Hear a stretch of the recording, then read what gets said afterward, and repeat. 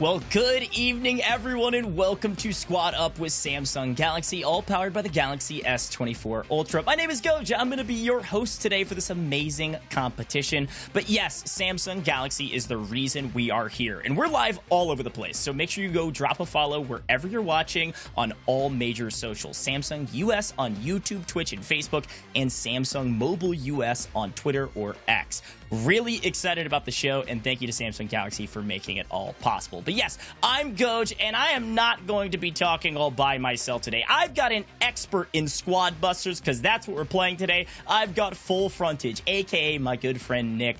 Full Frontage, how you doing today, man? I'm doing fantastic, Gojj. I am excited for some epic Squad Busters gameplay. We got some awesome creators here today, ready to battle it out for the prize pool, and I'm very excited to see what these creators bring to the table today.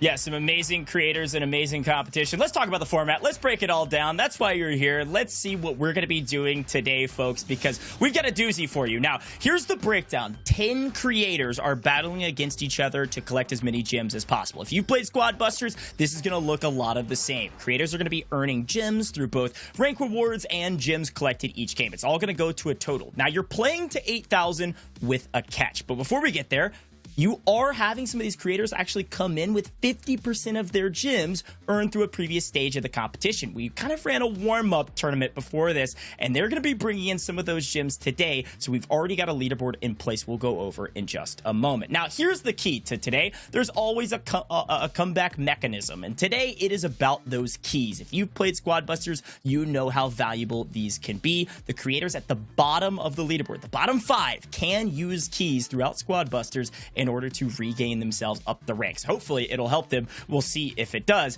But at the end of the day today, yes, we are racing to 8,000 gems. However, once a creator meets the 8,000 gem threshold, they are on gem point.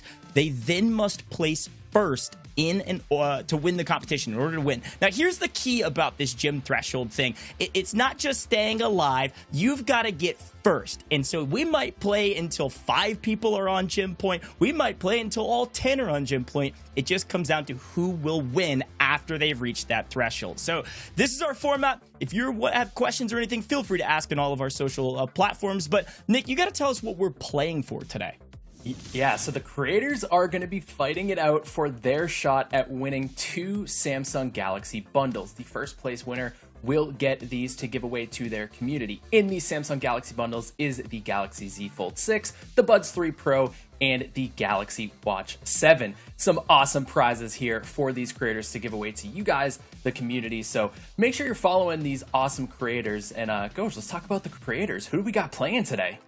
Yeah, so we've got some amazing bundles up for grabs, but only one creator will get them for their viewers. And here are our creators. I gotta say, we've got some heavy hitters in the Squad Buster scene and in the Supercell platform. I gotta say, all eyes gotta go to some of the heavy hitters here, Nick. Talk to me about Chisgule and SirClaz. Yeah, so Chisgule and SirClaz, these guys are beasts when it comes to Squad Busters. They are the top creators within the game, and I'm very excited to see what they bring to the table for the competition today. Expect to see them towards the top of the leaderboards because, I mean, that's their spot. This is their game. This is where they come to play and come to shine. So who do you got your eye on, Gojj? I gotta get my my creds here to my man JuicyJ, all right? I think he might be bottom of the leaderboard coming into today, but this dude is different, all right? He's a competitor at heart. He's played competitively in a number of different titles. I expect this guy to put in a lot of work since the last stage, coming into this stage, to work his way up the ladder. And I gotta say, it might be a motto at this point. You can never count out OJ, so I'm gonna be keeping my eyes on OJ as well. Now, we've talked about this other competition we've already had. We've talked about how 50% of their gems carry over to today's competition. But let's take a look back on how that competition went. Let's go! Me, Ben, and Crying Tag! It's our time to shine! Samsung Galaxy brought together some of the biggest Squad Busters creators to battle it out for a chance to give away $5,000 worth of Samsung Galaxy devices to you in the community. I'm playing against these 9 other players to qualify for the finals of Squad Up, powered by Samsung Galaxy. We're gonna compete for the first to 4,000 gems across all games played. This is pretty important. Huge fight, possibly? No boots. Need boots so badly. I went from What is going on? I don't care, Tag. You got a lot of gems, boy. Don't get me, Cori, I please. want the tree. I want the tree tag. That's all. I need the tree, bro. My first game, I'm actually alive. Don't do it, Chisgule, please. Everybody get Chiz. He's got freaking 200 I'm gems. actually doing okay. Everybody get Juicy. He's... Oh my goodness. Dude, I'm getting so many gems. What is happening? I'm warning you, Ben. I have a lot of fusions. I may not look big, but I'm really big. I don't want to Where kill is you. he? Top left? What? He's middle. He's running middle. I didn't want. Okay, I didn't mean to bomb you. I meant to bomb him. I'm warning you, Ben. Where are all these ghosts you guys are finding? Bunch of savages. Fusions. I may not look big, but... There's nowhere to go. Oh no. That gem hop up, baby.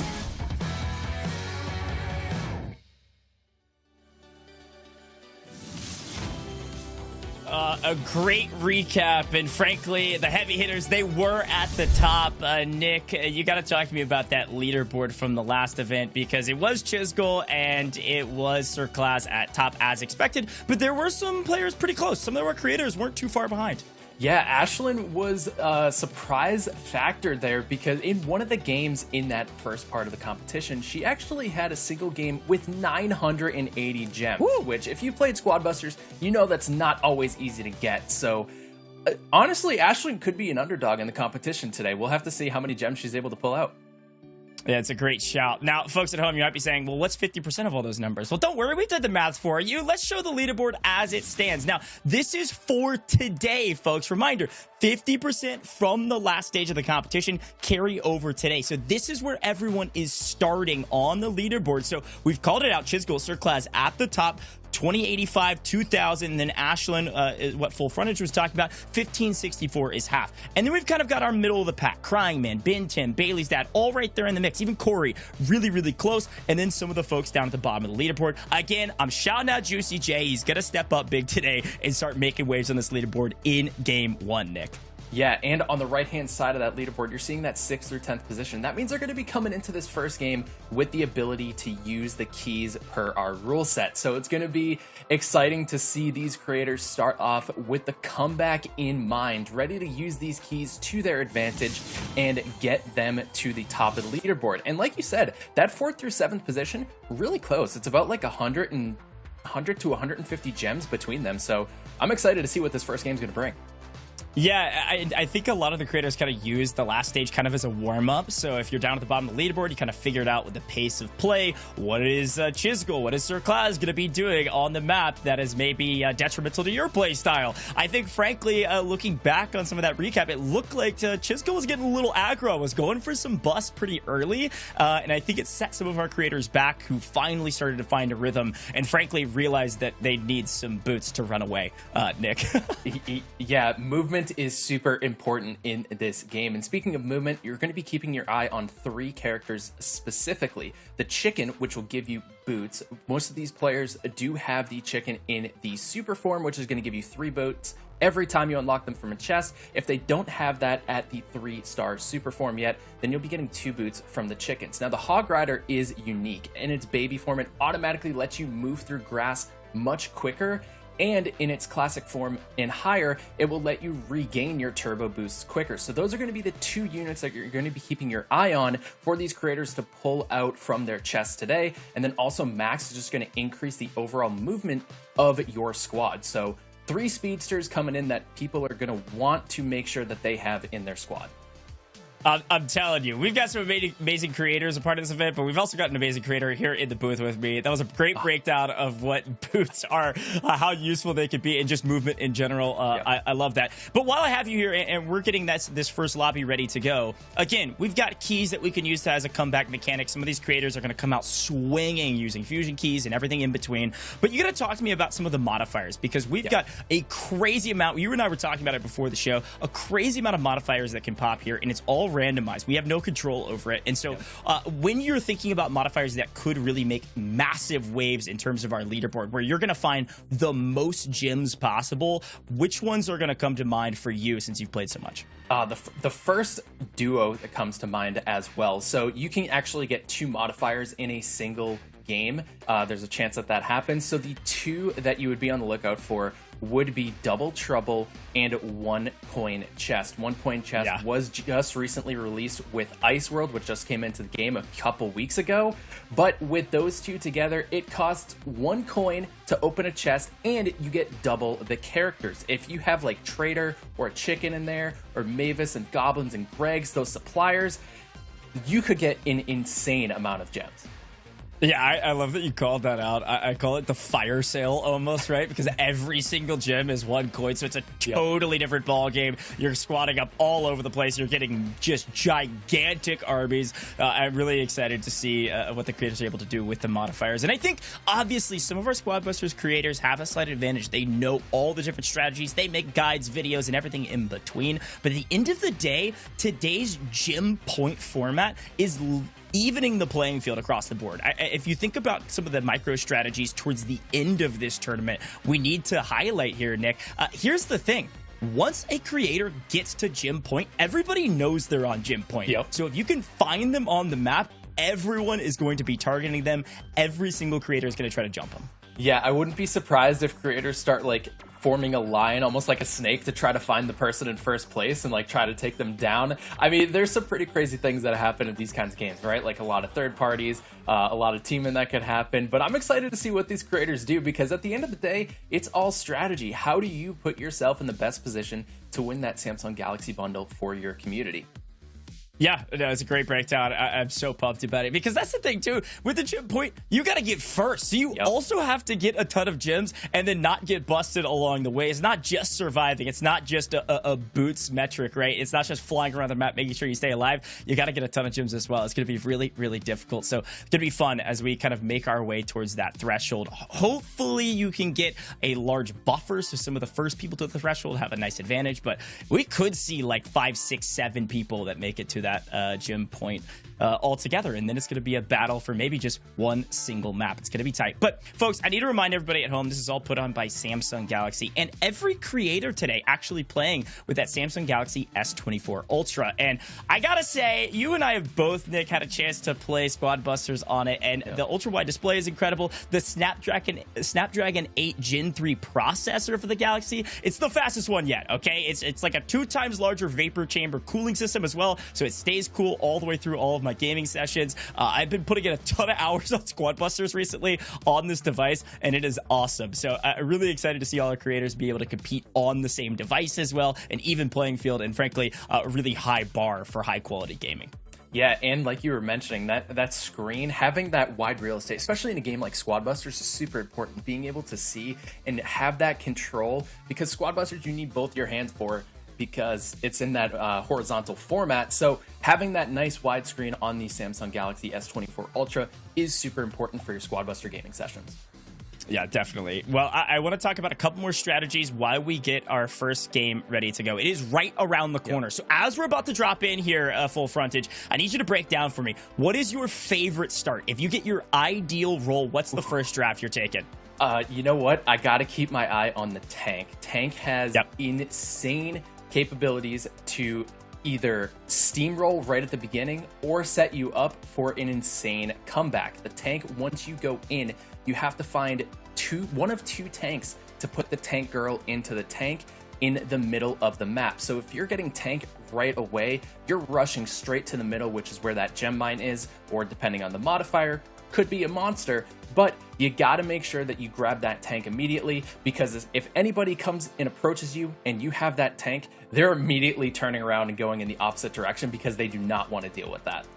Yeah, I love that you called that out as something I was going to talk about as well. You've got to protect your early game, because the early game is just such an easy way that if you try to go for a more aggressive start, maybe some goblin starts or something like that, if you get ambushed, you are toast. So having a tank start, definitely a great strategy. Let's see what the players do. Map 1 is here, folks. We don't know how many we're going to play today, but our first map is on board. And we're going to start with our good friend OJ, who's got a nice little start going here. And Nick, I'm pumped about this one. We get a chance to watch from all the streamers' perspectives, so I can only imagine we're going to see some hilarious reactions. Yeah, OJ's starting off with the traders, and we are on the Tree Giants modifier. So couple notes about Tree Giants as well, which we're seeing some of the creators go, and you can see Bailey's dad takes the tank there, but Greg actually does a little bit more damage to Tree Giants than other units because, you know, Greg chops trees. So you want to make sure that you're able to get Greg if Bo is not available, so that way you can have that higher DPS to the NPCs, especially the Tree Giants, which are going to drop a ton of gems and a free key.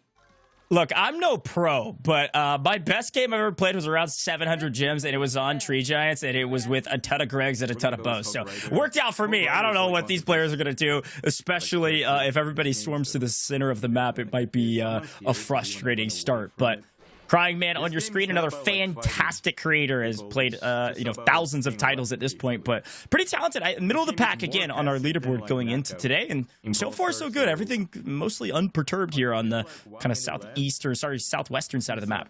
Yeah, and Cryingman does have Penny in his squad, so if you see there's a little treasure map indicator on his screen, if he goes over to that, he's going to be able to find some extra coins, some gems, and Penny also gives you the chance in her classic form to find a key from her treasures around the map. So Cryman could get a little bit of an advantage there by finding that free key. Get out of here. Looks like Chisgule was getting targeted there by SirClaz. I think SirClaz knows who his main competition is, but thinks better of it, and definitely a strategy you're going to see from a lot of these players. If you can just even thin the herd of some of your opponents, even if you don't fully, bust them here, I think that's something that a lot of these players will try to do to give themselves an advantage as we get to the end game. The end game is always chaos, and I love it about Squad Busters. Center of this map is going to get real busy real quick.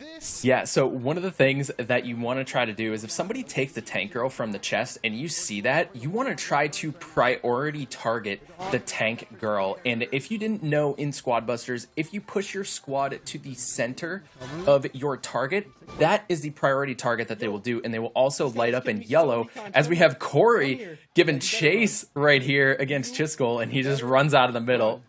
I love it. Cori, get a little aggro early. I think there was a little strategy going into this. They said we cannot let Chisgule run away with it. Cori is in the lead, by the way, with about 60 seconds left. Now barely in the lead as the Tree Giants begin to be felled, and is going to try to make a play on some of these mobs, and there's a ton of gems to go around, so this is going to be all-out brawl in the center of the map right now. Cori seemingly mostly safe. Nobody targeting him, not yet, as finally here comes Chisgule on the outside, looking to try to make a play, but right now is all about the gems in the middle. Yeah, JuicyJ comes up and picks up a few gems. Chisgule's being forced out of the middle. Not going to be able to get a lot of gems here as he's getting pushed out by pretty much everybody. Oh my goodness. Chisgule is getting targeted, folks. First map, top of the leaderboard. Already starting out hot. I think he's going to be able to survive at the end of the day. He's got some boots to play around with, and he's got that hog, but I think it's not going to be a ton of gems. Maybe we'll get close to 100 if he can stay alive. And right now, JuicyJ at the top, my boy. Oh. He's done some weird strategies, and apparently it's paying off. He's jockeying with Cori with 5 seconds remaining. Who's going to get first? There's extra gems for that rank reward, and Cori barely snags first, but Juicy's got to be feeling good. Yeah, taking a look at the leaderboard. Look at that, 15 gems separating first and second there. What a close game for the first one. And JuicyJ, like you mentioned, bottom of the leaderboard, gets second place right there. He's going to be climbing his way up towards the top. We'll see where he lands. That's JuicyJ's get right game. He's getting right back into the mix there. I like that, JuicyJ. We'll see that leaderboard kind of shuffle around as we go. We'll be adding in all of the gems as quickly as we can and then populate that leaderboard as we go game to game to game. As a reminder, there's no set number of games. We are playing until a creator reaches 8,000 gems, and then they have to get first after that, whether it's the subsequent game or maybe the 30th game after that. Who knows how long it takes. Whenever you can grab your win, that's when you will win the overall competition. So we got a long way to go until then. Again, coming into today, I think Chisgule was on top, JuicyJ on bottom, and everybody else in between, Nick. But I like like Tree Giant start. That's a fun one, and I know that one. So yeah, Tree Giants, you know, you can get a good amount of gems. As we saw right there, Cori and JuicyJ, they were just holding control of the middle, fighting for those Tree Giants and trying to take them down.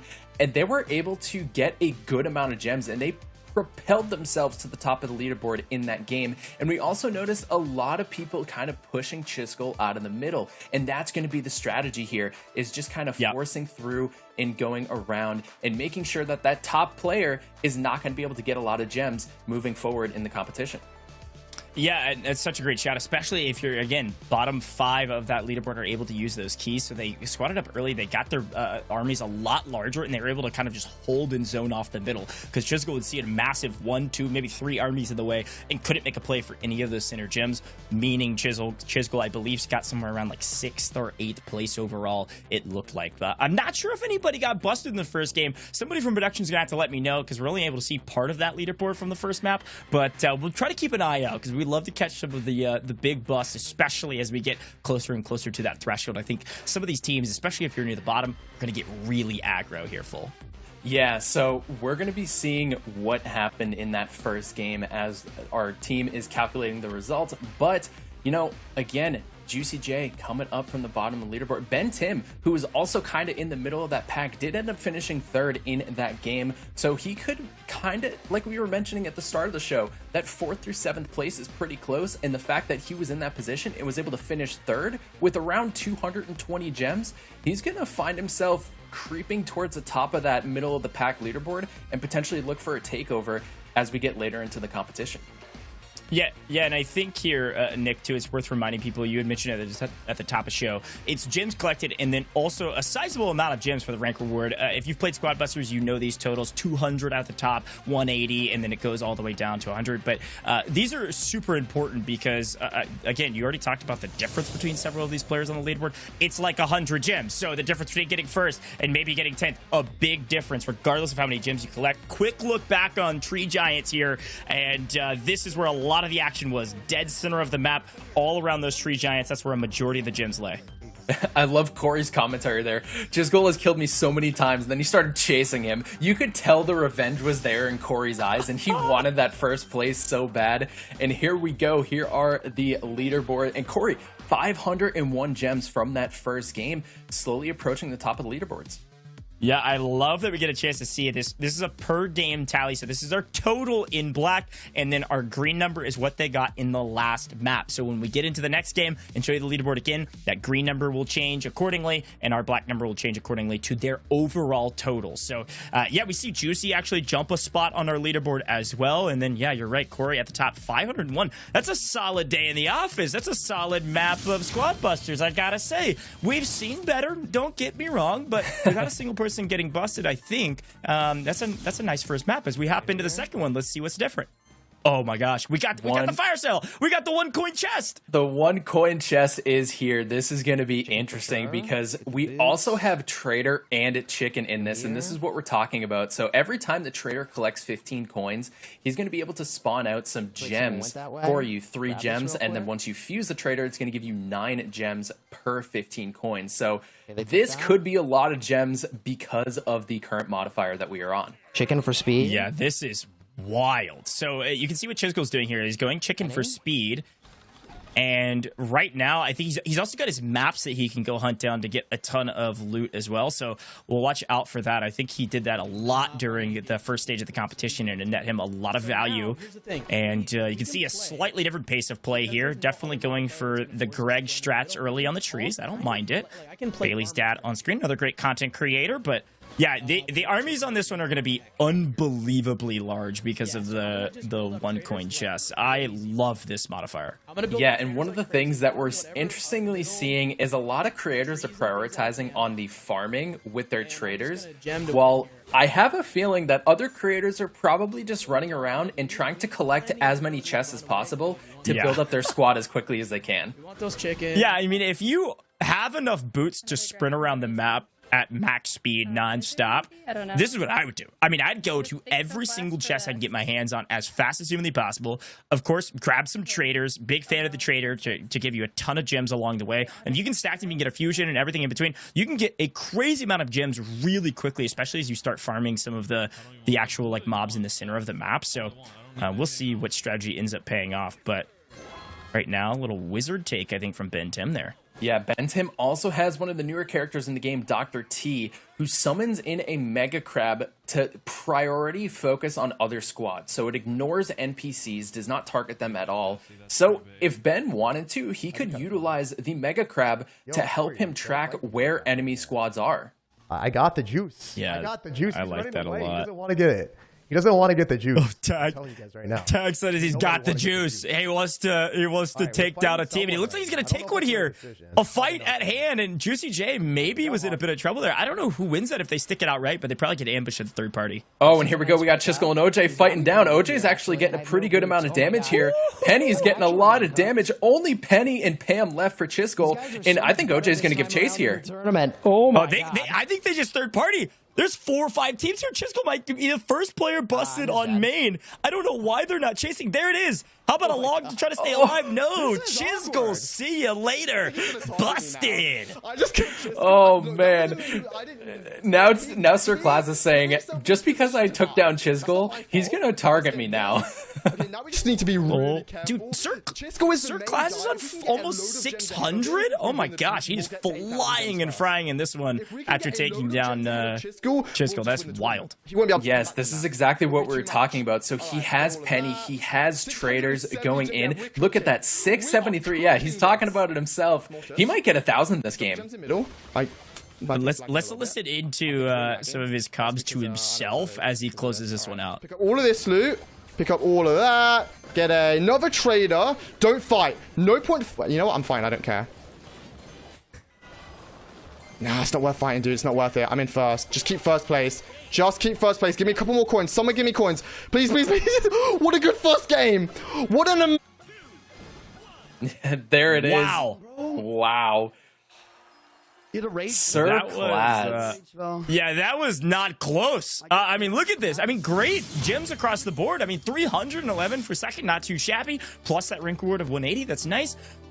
We're looking at almost 700 in the second map. SirClaz not messing around. I like it. Yeah, 659 gems plus that first place is going to put him at a total of 859 for that game. And he was in second. And Chisgule did get busted there. And he was the first to get busted. So he's going to get 100 gems added to his score. So I think with that game, SirClaz could have definitely taken first place. Yeah, we still have a long journey ahead of us, but that is a great way to knock out map number 2 if you're SirClaz. They were jacking back and forth all throughout stage 1. And again, I think at the end of the day, it was somewhere around like a 95 or 94 metric between the two. So they were very, very close. And then Chisgule kind of pulled away. Could see the opposite today. I don't know. SirClaz was leading early in stage 1 before Chisgule was able to take it back. But anybody can come out of the rafters and throw down an elbow just like Primo and take the win. You never know what can happen here in this incredible competition here. Yeah, and I remember Chisgule and SirClaz kind of going back and forth in that first part of the competition. And SirClaz in the very final game, I remember this vividly. He was like, no way, I just lost to Chisgule by 1 gem. And he finished with 3,999 gems in that first part of the competition. So I think SirClaz is looking for his revenge today because 1 gem in the first part, it's pretty hurtful coming in. He's got some beef coming into today with Chisgule. Yeah, he definitely has some beef. And I think that's probably why SirClaz targeted him early in map 2. And I think everybody's got their eyes on Chisgule. But let's take a look back on what happened and what went down. Full Frontage, I'd love for you to kind of break this down, what happened to Chisgule during this map. Because I think, frankly, just about everybody targeted me. It was this fight against OJ. Yeah, and I think what hurt Chisgule the most in this is he didn't really have a big enough squad. When he took that fight versus OJ, he did not have a pretty decent squad built up, and we can see SirClaz coming through right there, getting that gem, huge gem lead in 859. Wow. There it is. He does take first place by a decent margin as well.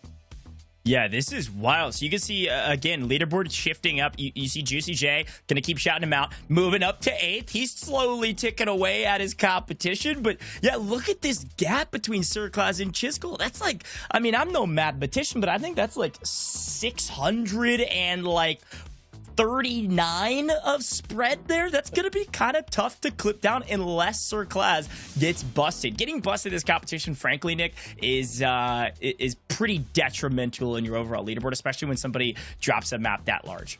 Yeah, and like we had mentioned there, Chisgule finishing in 10th place because he did get busted. And that was one of the things we talked about early on for that 1 coin chest was in that situation, you really just need to focus on building your squad up as much as possible. And I think what hurt Chisgule there was he was solely focusing on the suppliers. He had chickens, he had traders, and he had pennies in his squad very early on, whereas OJ had pennies, wizards, Pams, hog riders, and OJ was building variety in his squad and just continuously running around and collecting as many characters for his squad as possible with that 1 coin chest. And I think that's what put Chisgule behind, was he was focused on the gem part of it and forgot to build up his squad there. Yeah, that's actually a great shout. It is a race for gems, but at the end of the day, you gotta be able to fight, all right? It's squad busters. People are gonna try to bust you all day long, so watch out for that. Now, folks, I'm watching the YouTube chat in particular, and I gotta say, I think most everybody in the YouTube chat is cheering on SirClaz, all right? We got a lot of fans of SirClaz. If you're not, if you're a fan of one of these other creators, you shout them out. Who are you rooting for? Who do you think's gonna take it all? Is it all SirClaz all day? Or we got some fan favorites in the YouTube chat. I would love to see who you think's gonna take it, but here we go as we take a move towards our map number 3, full frontage. Let me know what you're seeing here as we take a look at Cryingman. Yeah, so Cryingman starts off with the Witch, and we have a double modifier coming through here, Epic Overload and Super Gem Mine. So Epic Overload, every chest everybody opens is going to contain an epic character. God damn, bro. Wow. Yeah, that's a fun modifier. I've played this one myself as well, and I really like this one. Big things to target here with some of these epic characters. Who are your number 1 take? Wait, we already lose Cori? What happened? An early ambush by SirClaz. Cori goes down. I really want to just go to minute. Oh, man. Let's listen into SirClaz here, see what he says about that. Right? Was he the guy in 3rd place? Sorry, that was really toxic. Let's get an Arch Queen here. Alright, I might fall behind though, so I've got to be careful, alright? We got a good lead, but that's just a lead. That doesn't mean anything. Well, it does mean something. It means I love his comms to himself and to his chat because, frankly, being toxic in a competition, I mean, that's kind of what it's about, all right? You gotta do what you gotta do. You gotta win, and SirClaz is playing to win, that's for sure. Yeah, and I mean, if someone's gonna give you the opportunity to potentially get in there and take them out, good on SirClaz for taking that opportunity, because if you let your guard down for 2nd in squad busters, you're just gonna get busted. Yeah, and that's what I was talking about earlier, about those early ambushes, especially if you know some of these spawn spots and have a really good start on your first draft. Like, you just make a play. And here we go. Chisgule might take down OJ. Here it is, and OJ goes down.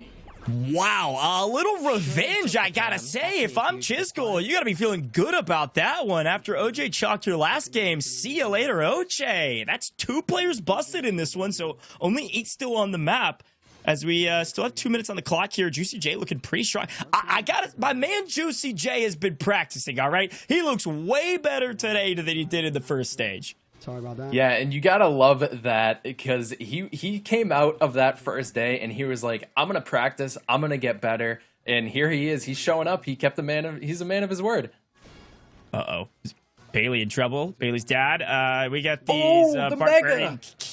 Wow, yeah, the Barbarian Kings are huge, but when you could pull a Mega, definitely going to be helpful, and I think JuicyJ thought better of that one. Yeah, the Sunburn Barbarian coming out for Bailey's dad here, and basically once that bar, the purple bar around the Sunburn Barbarian hits full, he's going to go in and go Elite, and SirTag over here has the El Tigre, which is the Mega of El Primo, who's going to be able to deal a lot of damage with the Flying Elbow.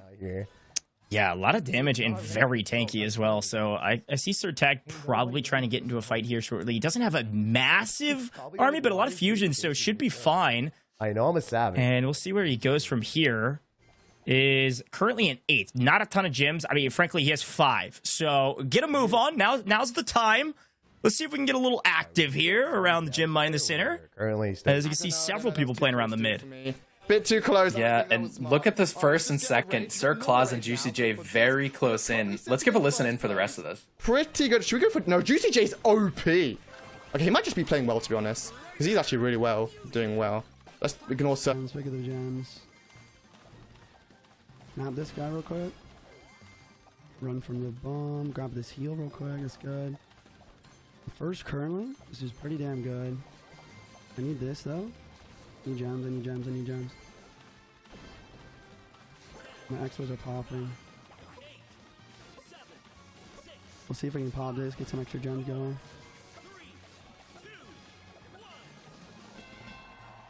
Nice, JuicyJ, a nice finish there. I like the kind of inner monologue there. If you could hear it, he was kind of giving himself the hype speech. Almost clipped past Chisgule there. 3 gems down.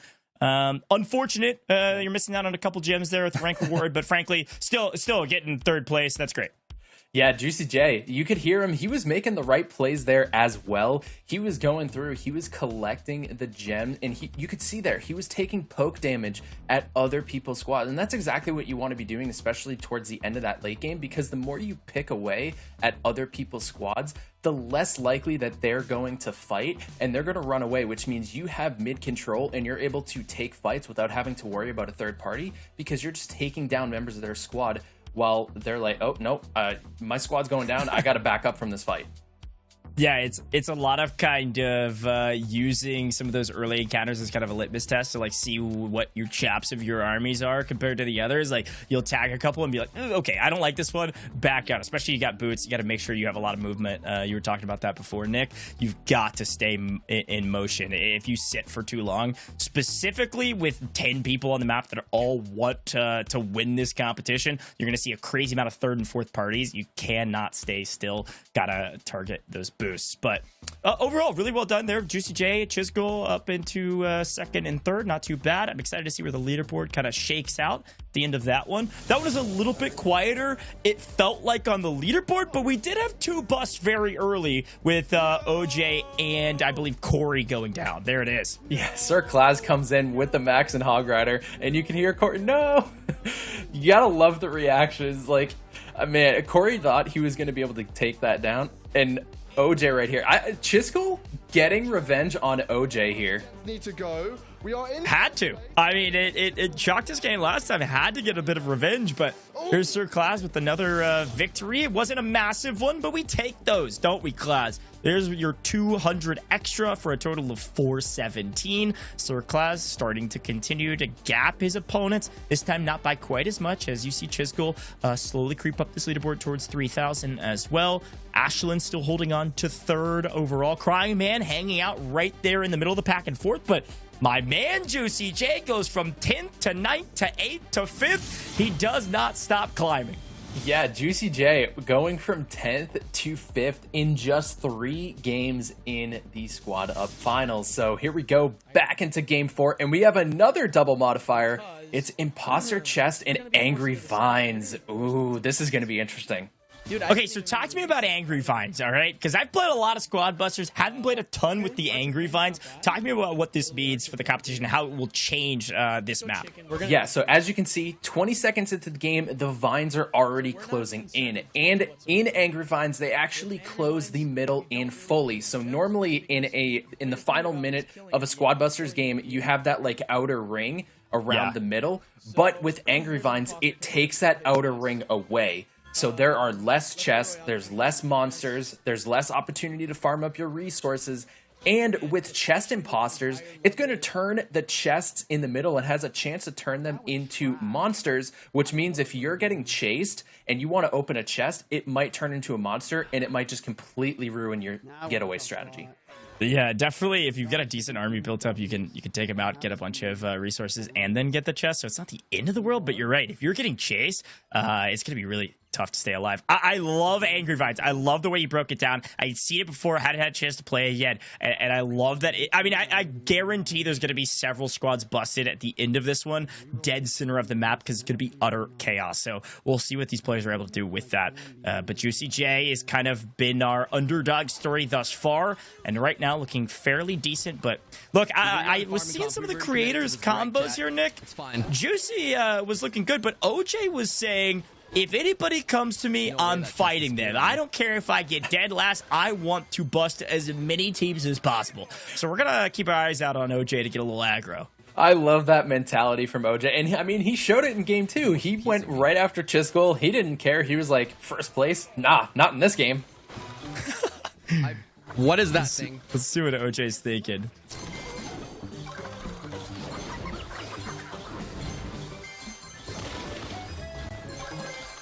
He's just locked and loaded. Yeah.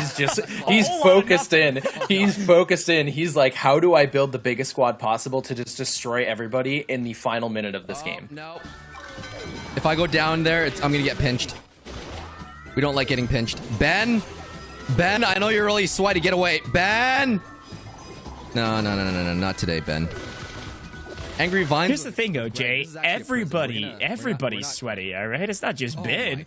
Ben is sweaty, though. Ben loves to fight, and so I think that's actually a great call from OJ. But look at our leaderboard. It's really, really tight, and here come the Angry Vines. It's getting really close together. Uh-oh, Chisgule is coming in with an army, and bye-bye, Ben. Oh, there's Ben. Yep. And as we're talking about that, we have a battle of the Sirs at the top of the leaderboard. They were within 1 gem of each other, and let's see which Sir is the better Sir here. And Chisgule's slowly climbing up from that 3rd place position. Yeah, this is close, and I think most of these gems, a majority of them, will be collected here in the final moments as people continue to fight and the vines continue to creep in. This is a very tight map here in the final minute. OJ is down to 1 fusion cult. Uh-oh. Run, OJ, run away. Oh, no, he's so He does have the log. He pushes it back, and here, JuicyJ, no, and he gets the takedown. Busted OJ. Hey, OJ said he wanted it. He said, come and get it. And apparently, he got it on that one as SirTag having a great game. Tag needs this. He's near the bottom of the leaderboard. Guys, I'm telling you right now, I'm too talented at it. Unless we somehow find a way to lose, but I don't think so, man. I don't think so, man. We got a plan.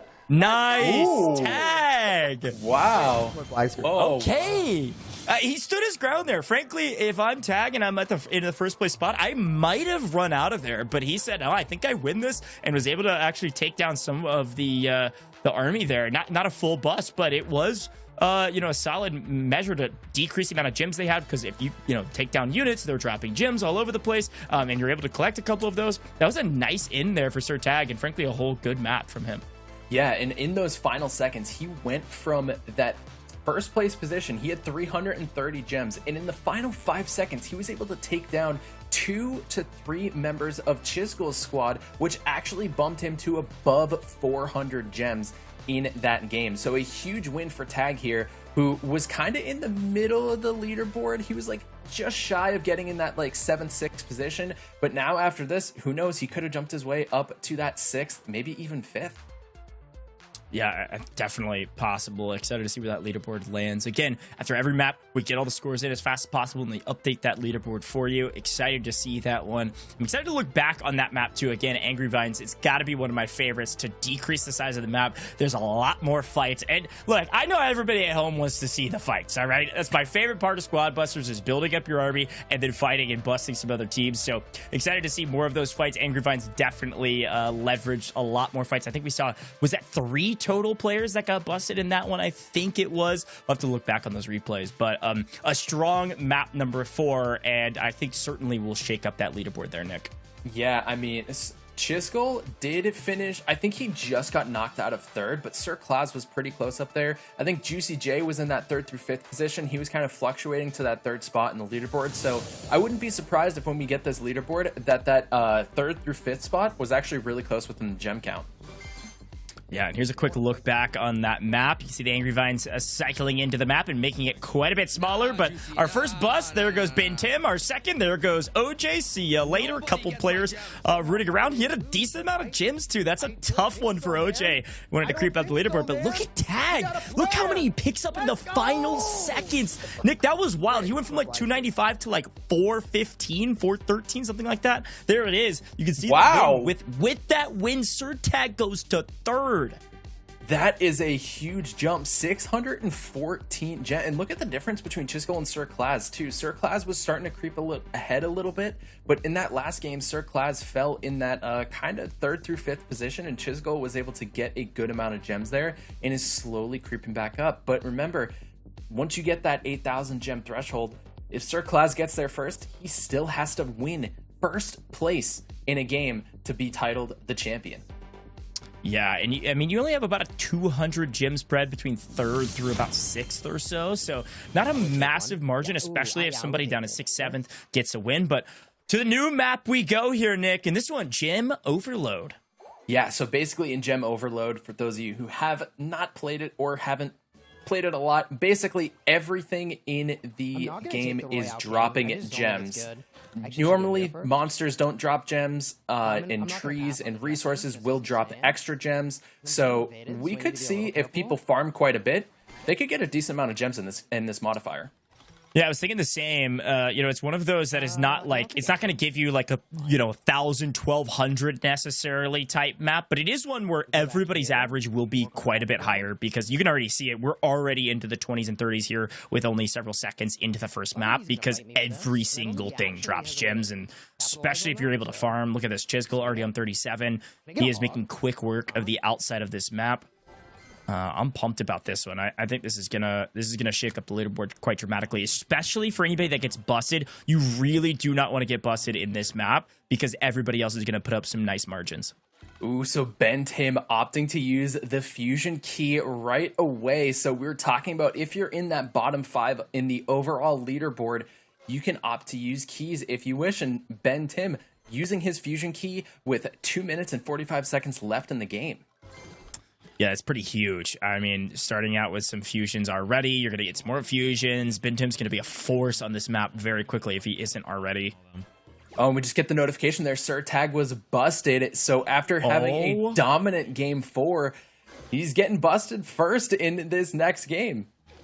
Wow. Yeah, I'm glad you picked up on that. That was like off to the side of the screen. I missed that one. That is a big shakeup on the leaderboard because he was kind of the guardian of the top 3.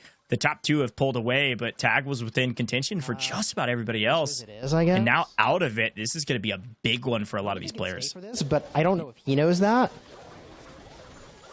Apparently he doesn't. We can get all this value. It's huge. Okay, thank you. I love Chisgule just like subtly dissing his opponents. I shouldn't be able to do this, but I'm going to, and they don't know that I shouldn't be able to do it. Yeah, so basically what Chisgule did there was the Ice Wizard gives you a super free spell, which is going to slow the attack speed and the movement by quite a bit, and it does chip damage over time. So what Chisgule did was he threw that towards SirClaz while he was picking units from a chest and just slowly started ticking away at his health, and he didn't realize that, SirClaz didn't realize that he was in that super free spell. Uh-oh, Bailey's dad in trouble. I guess down to just a few, and we'll get to this chest, but with 2 armies pushing behind you, you got Cori, JuicyJ, you got Chisgule down below. Oh my gosh, maybe he gets out of here because of the third party. They have to fight each other. I don't know. Oh my goodness, Chisgule just gave the biggest assist to JuicyJ. He threw the log onto Cori and pushed him back into a raged up JuicyJ. Wow. Yeah, the rage spell is super valuable in some of these fights, and Chisgule is looking very strong in the map. Fusion keys or otherwise, doesn't matter. Chisgule does not care. He is going for broke here as OJ is about to be broke. My goodness, getting slammed by Claz right now. On the run for some gems. A bomb made? No. See you later. Busted. See you later, OJ. JuicyJ coming in from the side. JuicyJ, he's looking for as many fights as he can possibly get. Chisgule, getting a barbarian again. Is there anyone we can fight last second? I'm looking for a last second fight. This guy, please, Ashlyn, please, just die. I promise you it'll be good for me. It'll be good for me. It'll be good for me, he says. One again. Yeah, you know what? I know you wanted that with SirClaz, but Ashlyn definitely knows what she's doing. Is kind of creeping right in the middle of the leaderboard. Came in third in stage 1, and a nice save there to stay alive. Definitely did not want to fight that one, especially in the final moments. But again, like we talked about, Nick, that was a big map. That was a big point disparity. Everybody had a sizable amount of gems, well into the 200s, 300s, and the people that got busted are going to be punished for it with every single person moving up the leaderboard. Yeah, I gotta say, man, the play from Chisgule to push the log for Cori into JuicyJ raged up as he was chasing Bailey's dad, that is the ultimate like third and fourth party that you can get inside of Squad Busters. And I wonder if Chisgule knew exactly what he was doing with that when he saw like a train of 3 people and he was just like, I'm just gonna mess this all up, and just throws the log in there and then runs away. Yeah, no, I know. I love the spell usage because, frankly, like, Squad Busters, a very fun game. If you're first starting out, it's a great game to get your hands on. But I think at the high levels, really the skill disparities start coming in when you think about the builds you can get, when you should draft certain, different characters. But it's really spell usage that does it for me. When do you use a spell and how do you use the spell, right? And I think mitigating some of the RNG of the game by using the spells perfectly is the best way to show that you're the best player on the map. I mean, some of these players have like 1,000+ top 5 streaks. So anyways, a fun little usage there as we look back on some of these plays. Look at that. That was beautiful. This is bad. You can see Bailey's dad reaction. He was so excited that log came in, and then Chisgule gets the finish there. Yeah, this is a very fun map, but there's OJ getting busted again. And then here's a quick look at Chisgule's play, trying to take down Bailey's dad, but then just says, look, I need the value. We're grabbing the win. I think it was 473 is what I saw, something like that. No, 476 for a total of 676. Closing that gap slowly but surely as we take a look at our leaderboard, Nick. Look at JuicyJ. Look at the 3rd through 9th position. We're talking 500 gems. That is one game that anybody could just come through and take that 3rd place position. So, I mean, Chisgule and SirClaz, they're slowly creeping away with this one. They're about 1,000-ish or more ahead of that 3rd place, but everybody else is neck and neck. And just remember, if SirClaz and Chisgule happen to get to 8,000 first, they still have to get 1st place in their game in order to be the champion. That's right. While SirTag has fallen to the bottom 5, which means SirTag is going to be using those keys. All right, he was already typing in the Discord, said, watch out, I'm using keys this time around. The last time he used keys, he had a banker map. So we'll see if he can do it again with a little chicken start. Yeah, he tells his opponents, it's key time, baby. Look, you got to do what you got to do. You got to get right, all right? JuicyJ's moved all the way up to 3rd place. Let's get a get right game here, SirTag. And so far, so good. Got some nice boosts to work with the chickens. I don't mind the start, especially if you're going to be using the keys here shortly when your bag kind of unlocks. Yeah, so one thing about the modifier that we're playing on monster pets. This means every time you open a chest and get a character from it, it's going to give you a monster pet to join your team. They don't follow you around, but they do drop loot. So if you're able to farm off of other people's monsters, you might be able to find yourself a good amount of coins to open as many chests as possible and build up your squad.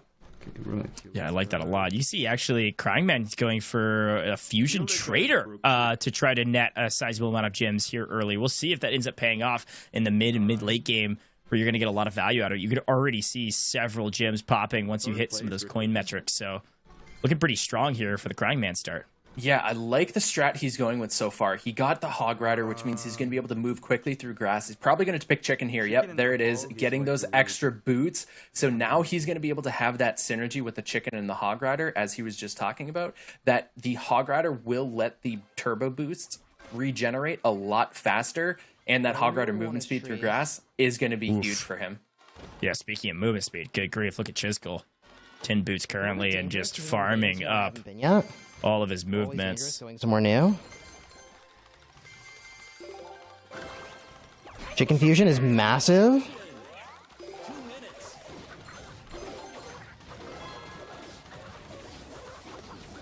Yeah, I think he's he's definitely playing for movement. It's not a think; it's a definite. Look at this. I mean, he can just fly across the map. A pretty smart move, in my opinion, to avoid getting busted and farm a ton of gems in this one.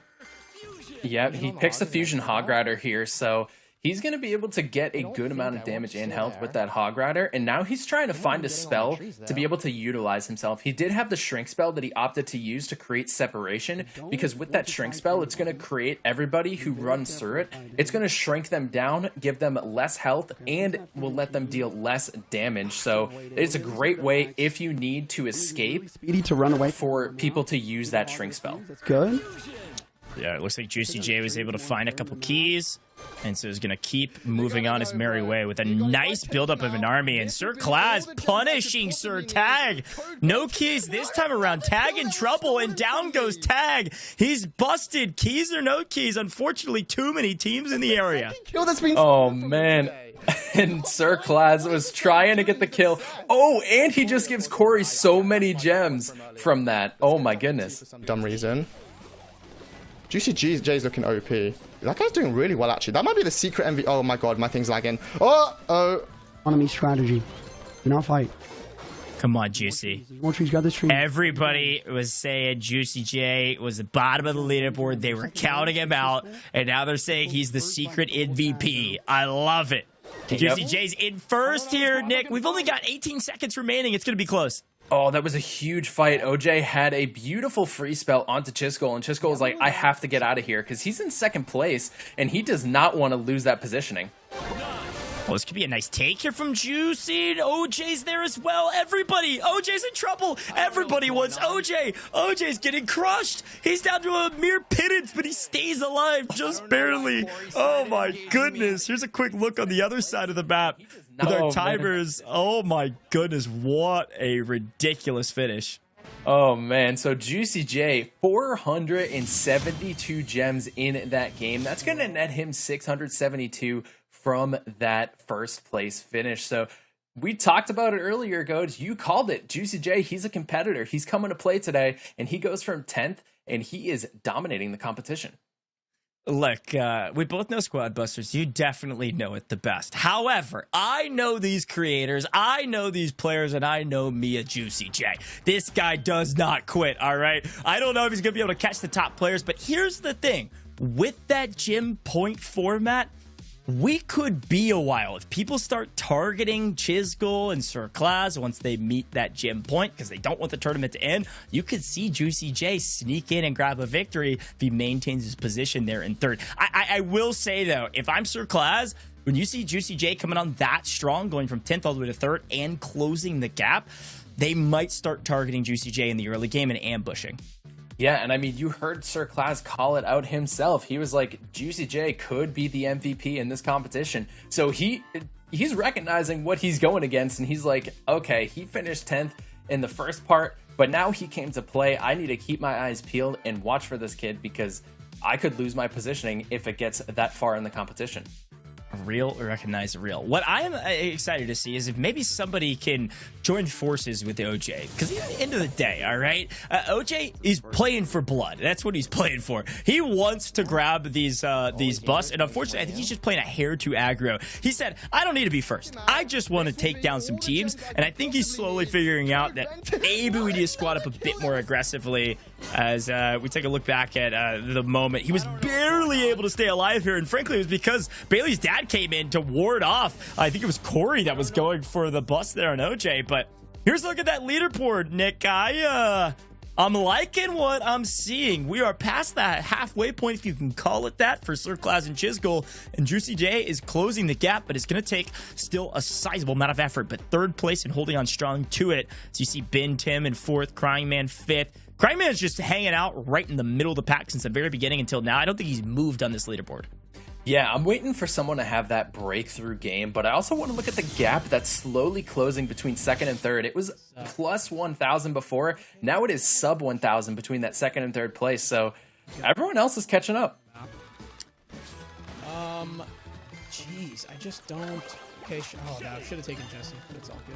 We're going to see if One thing I wanted to listen into Bailey's dad's start here just for a moment because I wanted to see where his head was at. He's kind of riding middle-ish of the pack or so on our leaderboard, and a strong creator, knows this game well, just maybe isn't quite as sweaty as some of the top players. You know, he's looking to have a lot of fun. Obviously, he's a dad, so, you know, he's got some other priorities, but a great player in his own right. I wondered maybe if he was going to be one of the first players to maybe join forces with one of these other creators and start third-partying here in the kind of like middle part of our event, but not yet. We'll see if maybe that happens later.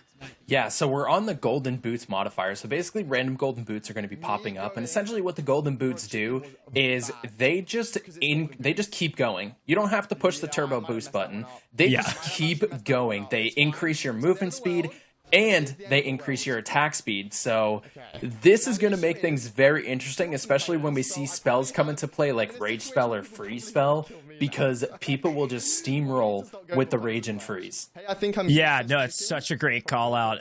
The boosts, not only your movement speed, which everybody knows, but also attack speed. Also, Greg's cutting of trees speed, all right? It increases everything, all right? So use your boost wisely, but in this modifier, maybe not so wisely. Just use it at all times. You've got a ton of it, especially if you can keep grabbing more and more of those boots. So far, so good for Claz. OJ up there in the mix early. We'll see if he can maintain that lead. Okay. Yeah, and one thing we're seeing first time here is B. B is going to be in rotation for a few of these players, and we haven't seen too much of B tonight, but when you get those hives around the map, she can just get her bees floating around you in a circle, which can deal a lot of damage. If you're just chasing somebody, those bees will just constantly get poke damage, which is super important.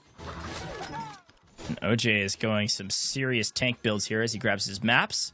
No, he's got heavies. He's got 2 Fusion El Primos already. He's got the Ice Wizard for the splash damage and the slow. He's probably picking the Barbarian King here. He's just building up a tank squad.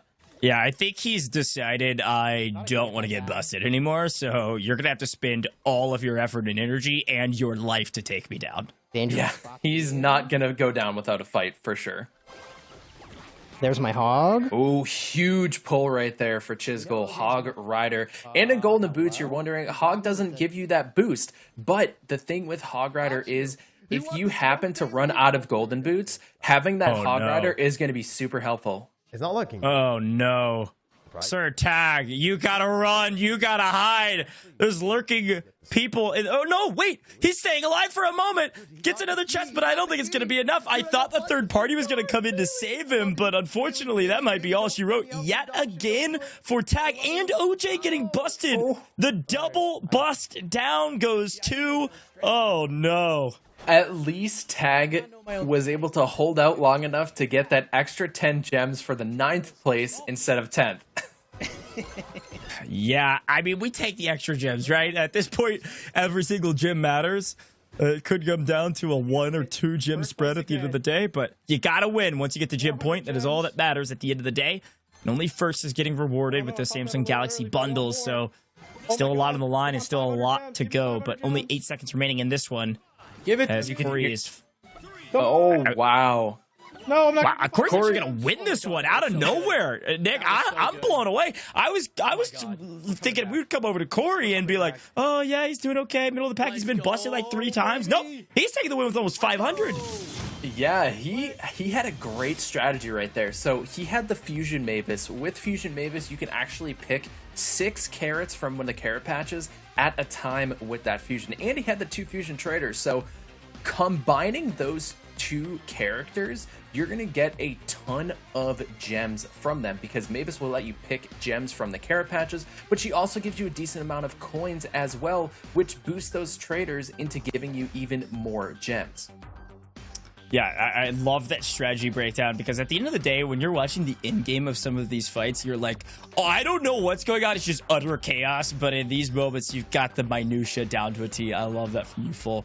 Excited to look back on that one. I gotta say, if you're down at the bottom of the leaderboard, you might not need to start taking some notes. And did you know that the Samsung Galaxy S24 Ultra has Note Assist with Galaxy AI? You can note smarter, not harder, on-the-fly notes organized instantly. Super cool feature with Galaxy Galaxy AI, where you can let the Galaxy AI do a lot of the hard work of summarizing everything you need to know about Squad Busters and everything in between for you. So go check it out with the Samsung Galaxy S24 Ultra that all of our creators are competing on and likely taking notes on as well, because look, you got a lot of ground to make up. I mean, we're talking, 2x your score right now on the leaderboard if you've got Chisgule and SirClaz at the top, and maybe it's still OJ down at the bottom. Yeah, I'm waiting for that one game. We've had some pretty close games where somebody's getting a lot of gems, but I'm waiting for that one game, you know what I mean, where someone gets like 900 plus gems. So I'm excited to see what kind of modifiers we're going to be seeing for the rest of the competition, because I want to see a game where someone gets 1,200 gems. I'm just going to call it right now. We need to see a 1,200 gem game.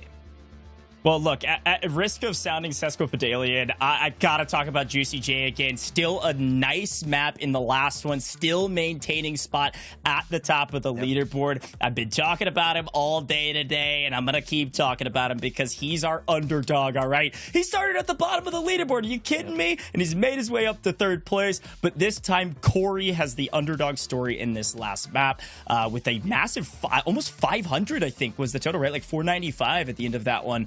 Big map for Cori.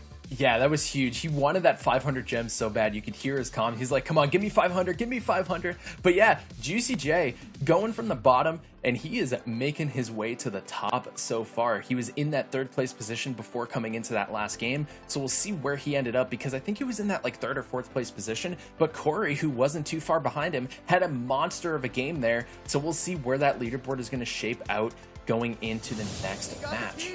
Well, here's a quick look back at that one, and yeah, Taga said he got the key, and then unfortunately it busted once, twice, thrice, and maybe 4 times. I don't know. He's gonna make a comeback though. I believe in the supremacy of SirTag. He might not get first, but he's definitely gonna make his way up the leaderboard. And here's the final moments of Cori.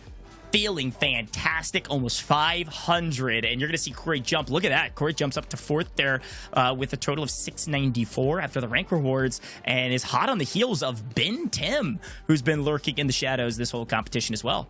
Yeah, Ben seeming like he's a silent horse in this one. He's coming up to 3rd place, 530 gems in that last game. So we're going to have to keep an eye on Ben, see where he's going to come out on at top. But going into the next game, we have Ashlyn, JuicyJ, Bailey's dad, SirTag, and OJ, all with the option to use keys in this next match. Yeah, this is where it gets wild, because again, I frankly, I thought JuicyJ did better in that map. It didn't. I think he had like 175, 165 rather, and because of that dropped all the way down to 6. But that's how tight the race is for 3rd through 6th place. It is very, very close. So we're gonna go right back into the new one, and it looks like it's gift critters this time around. So some sizable amount of resources you can find around the map. Yeah, gift critters, you're going to be starting off finding those smaller critters, but in the map there's going to be 2 huge critters. Now the thing about the gift critters is it's not as pleasant as it seems. Some of the gift critters will actually drop bombs, and you have to run away, and instead they don't drop any loot. So it's a kind of risk and reward situation there with those gift critters. So you have to see if they're actually worth farming, or if they're just going to continuously give you bombs and not going to help you at all. Yeah, I don't know if this is going to be one that we see a massive gym tally on, unless somebody just goes crazy and starts busting all these teams. But I don't know. I feel like this competition, Ashlyn's been a little quiet. I want to see her step up in this one and make some big waves. She had that monster map in stage 1, and it was kind of a lot of the same, right? In stage 1, she was kind of quiet, riding middle of the pack or so, and then it had like 980, I think, in that map you were talking about, which pushed her all the way up to 3rd. So again, anybody could do that. All of these creators very talented, just need the right mix. Yeah, and here we go. Ashlyn going with the Fusion Mavis. You can see right here, Mavis is able to pick all of those carrots and give her a decent amount of loot there, as she's going to be able to build up her squad trying to get 1st place. She's able to get 1st place by 1 gem. So Ashlyn could be in a spot to get some pretty decent comeback here. Yeah, need a little bit of frontlining here. I love the resource management play of going Mavis. Definitely one of my favorite characters to farm on the map, especially with the amount of resources you can get with the fusion quickly, but right now needs to be able to fight. If somebody were to theoretically jump her, likely loses that depending on the team. Yep. Oh, and here we go. Chisgule looking to get a bust down here and try to build up some gems. And there it is. Going to get the bust there, climbing into 3rd place. I know tank is really good, but I feel like I'm not going to regret building a Jessie here. I did YouTube. I don't have a job.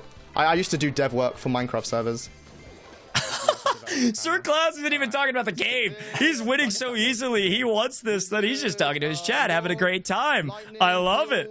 Love it. Good Yeah, separation there with the lightning. So all time. Yeah, I was about to say the exact same thing. I thought they were going to take that fight. See? SirClaz, he's like, tank, good game. He's calling it right now. He knows he's getting first place with that tank. So we'll see if he's going to hold true to his word here, because this leaderboard is looking pretty close. I don't know. Yeah, Ben Tim needs a big one as well. Doing pretty well. So far, so good. Got some couple fusions in his pocket. Mavis definitely will help out here for some resources. 60 seconds. This is where the rubber meets the road. Let's see if anybody goes for the bus or just going to play keep away at this point. Again, like I said, I didn't think this was going to be a massive gym tally. We're looking at about 157 at the top right now. Likely that'll climb fairly aggressively here in the final 30 seconds, but not going to be like a 500-600 gym game unless a couple teams get busted. And no! Tag! Can't get anything going. Unfortunately, goes to the middle and gets met with untimely demise from Chisgule. I mean, Chisgule is rocking a fusion tank. Fusion tank is massive, right? It's going to be dealing... It deals 525 damage per shot with the tank. That is a massive amount of damage with that fusion tank. Yeah, it's definitely one that you're not going to want to fight this late into the game. Protect your gym tally. Look at this. Ben Tim slowly creeping up. He's right there. SirClaz makes a move in the final seconds. SirClaz will take first at the final hour of this map. What a finish. It was a photo finish there. There could have been 3 different winners in the final second. Class was able to grab like 60 gems to take the lead. Wow. Oh, man, and you could hear it. SirClaz was like, we needed that, but he said it was okay because he finished above Chisgule. So he had one goal in mind that game, and that was to finish above Chisgule. I love it. Well, folks, if you're watching this broadcast, then you know this is all brought to you by Samsung Galaxy. You need to follow them on all of their major socials. We're live all over the place. Samsung US on YouTube, Twitch, and Facebook, and Samsung Mobile US on Twitter or X. Go drop a follow for Samsung Galaxy. We're going to take a very short break here in the booth, and then we're going to bring you all the heavy-hitting Squad Busters action you are waiting for right around the corner. Don't go anywhere. Keys. So that guy has 2 Archer Queens already. So I gotta be Yo, this guy has killed me so many times. Come here. Come here. Yeah, fortunate that disconnected like exactly what happened.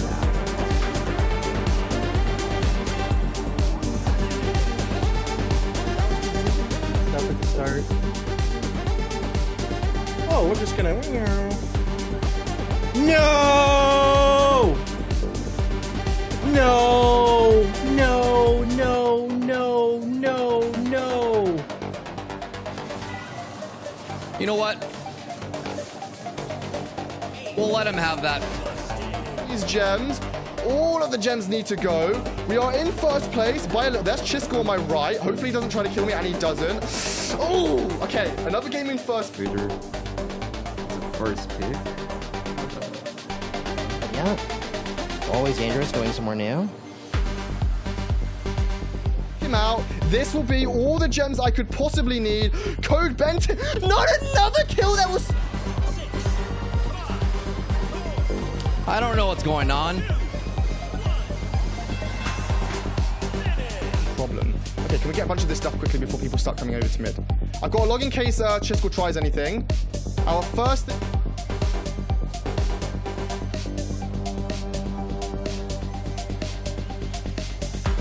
I don't know. I actually think I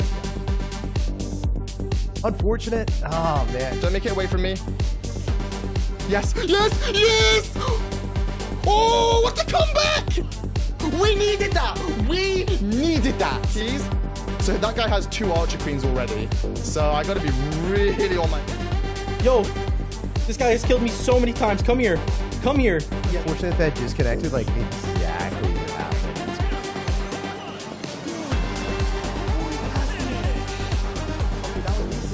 Stuff at the start. Oh, we're just gonna. No! No! No! No! No!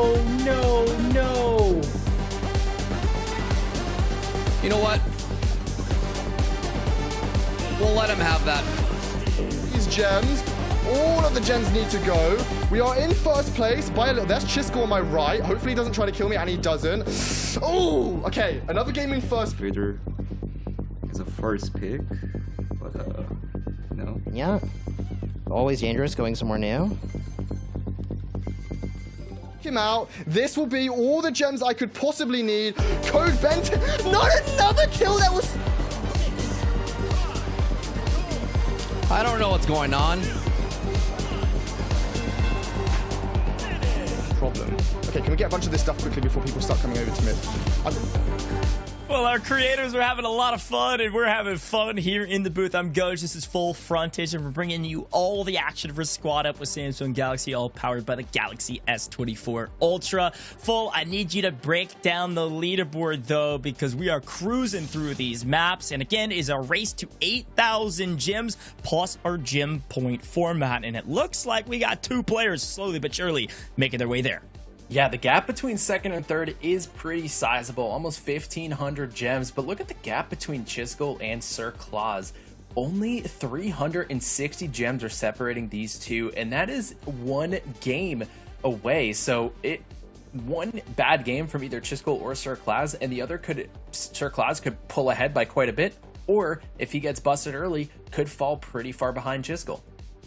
Yeah, this is going to be a tough one. Now, again, with the gem point format, if you missed the top of the show, these players are trying to get to 8,000 gems. Once they get there, though, they have to win. They have to get first place in a subsequent map, whether it's the next map or 30 maps after that. They just need to get 1, and once they do that, they win. But if several people get onto that gem point, that's where it gets a little dicey. That's when any of those creators could win, and they could win the whole competition, regardless of the total gem tally that they have, as long as it's over 8,000. We'll kind of break it down more minutely as we get closer and closer to that threshold, but for now, we're going to be hopping into these games as fast as possible and show some of this heavy-hitting action. And again, look, you might see a 500-point spread of these gems and say, well, that's too much. I don't know if anybody's going to catch up. We had a 980 gym tally game from Ashlyn in stage 1. All right, you can do it too. All right, these creators can do it even against some of the hottest hitting competition out there with Chisgule and SirClaz. So you never know what could happen here in Squad Up.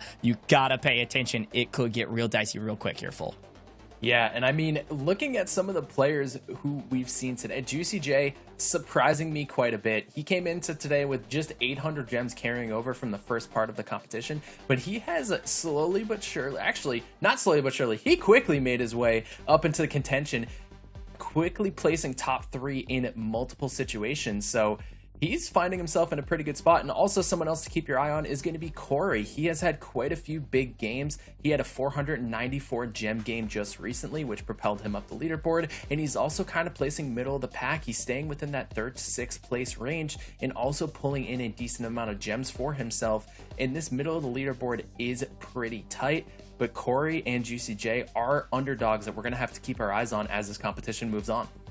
Yeah, we need an underdog story here. We got to take down the reign of terror of SirClaz and Chisgule at the top. It's certainly possible. Now, talk to me. We talked a little bit about modifiers already. We've seen a lot of them already. What is your favorite modifier? Not necessarily the modifier that's going to give you maximum amount of gems, unless that happens to be your favorite. I know you've told me you've logged like a 1,200 gem game before, so you know, brag a little bit. What's your favorite modifier on the map?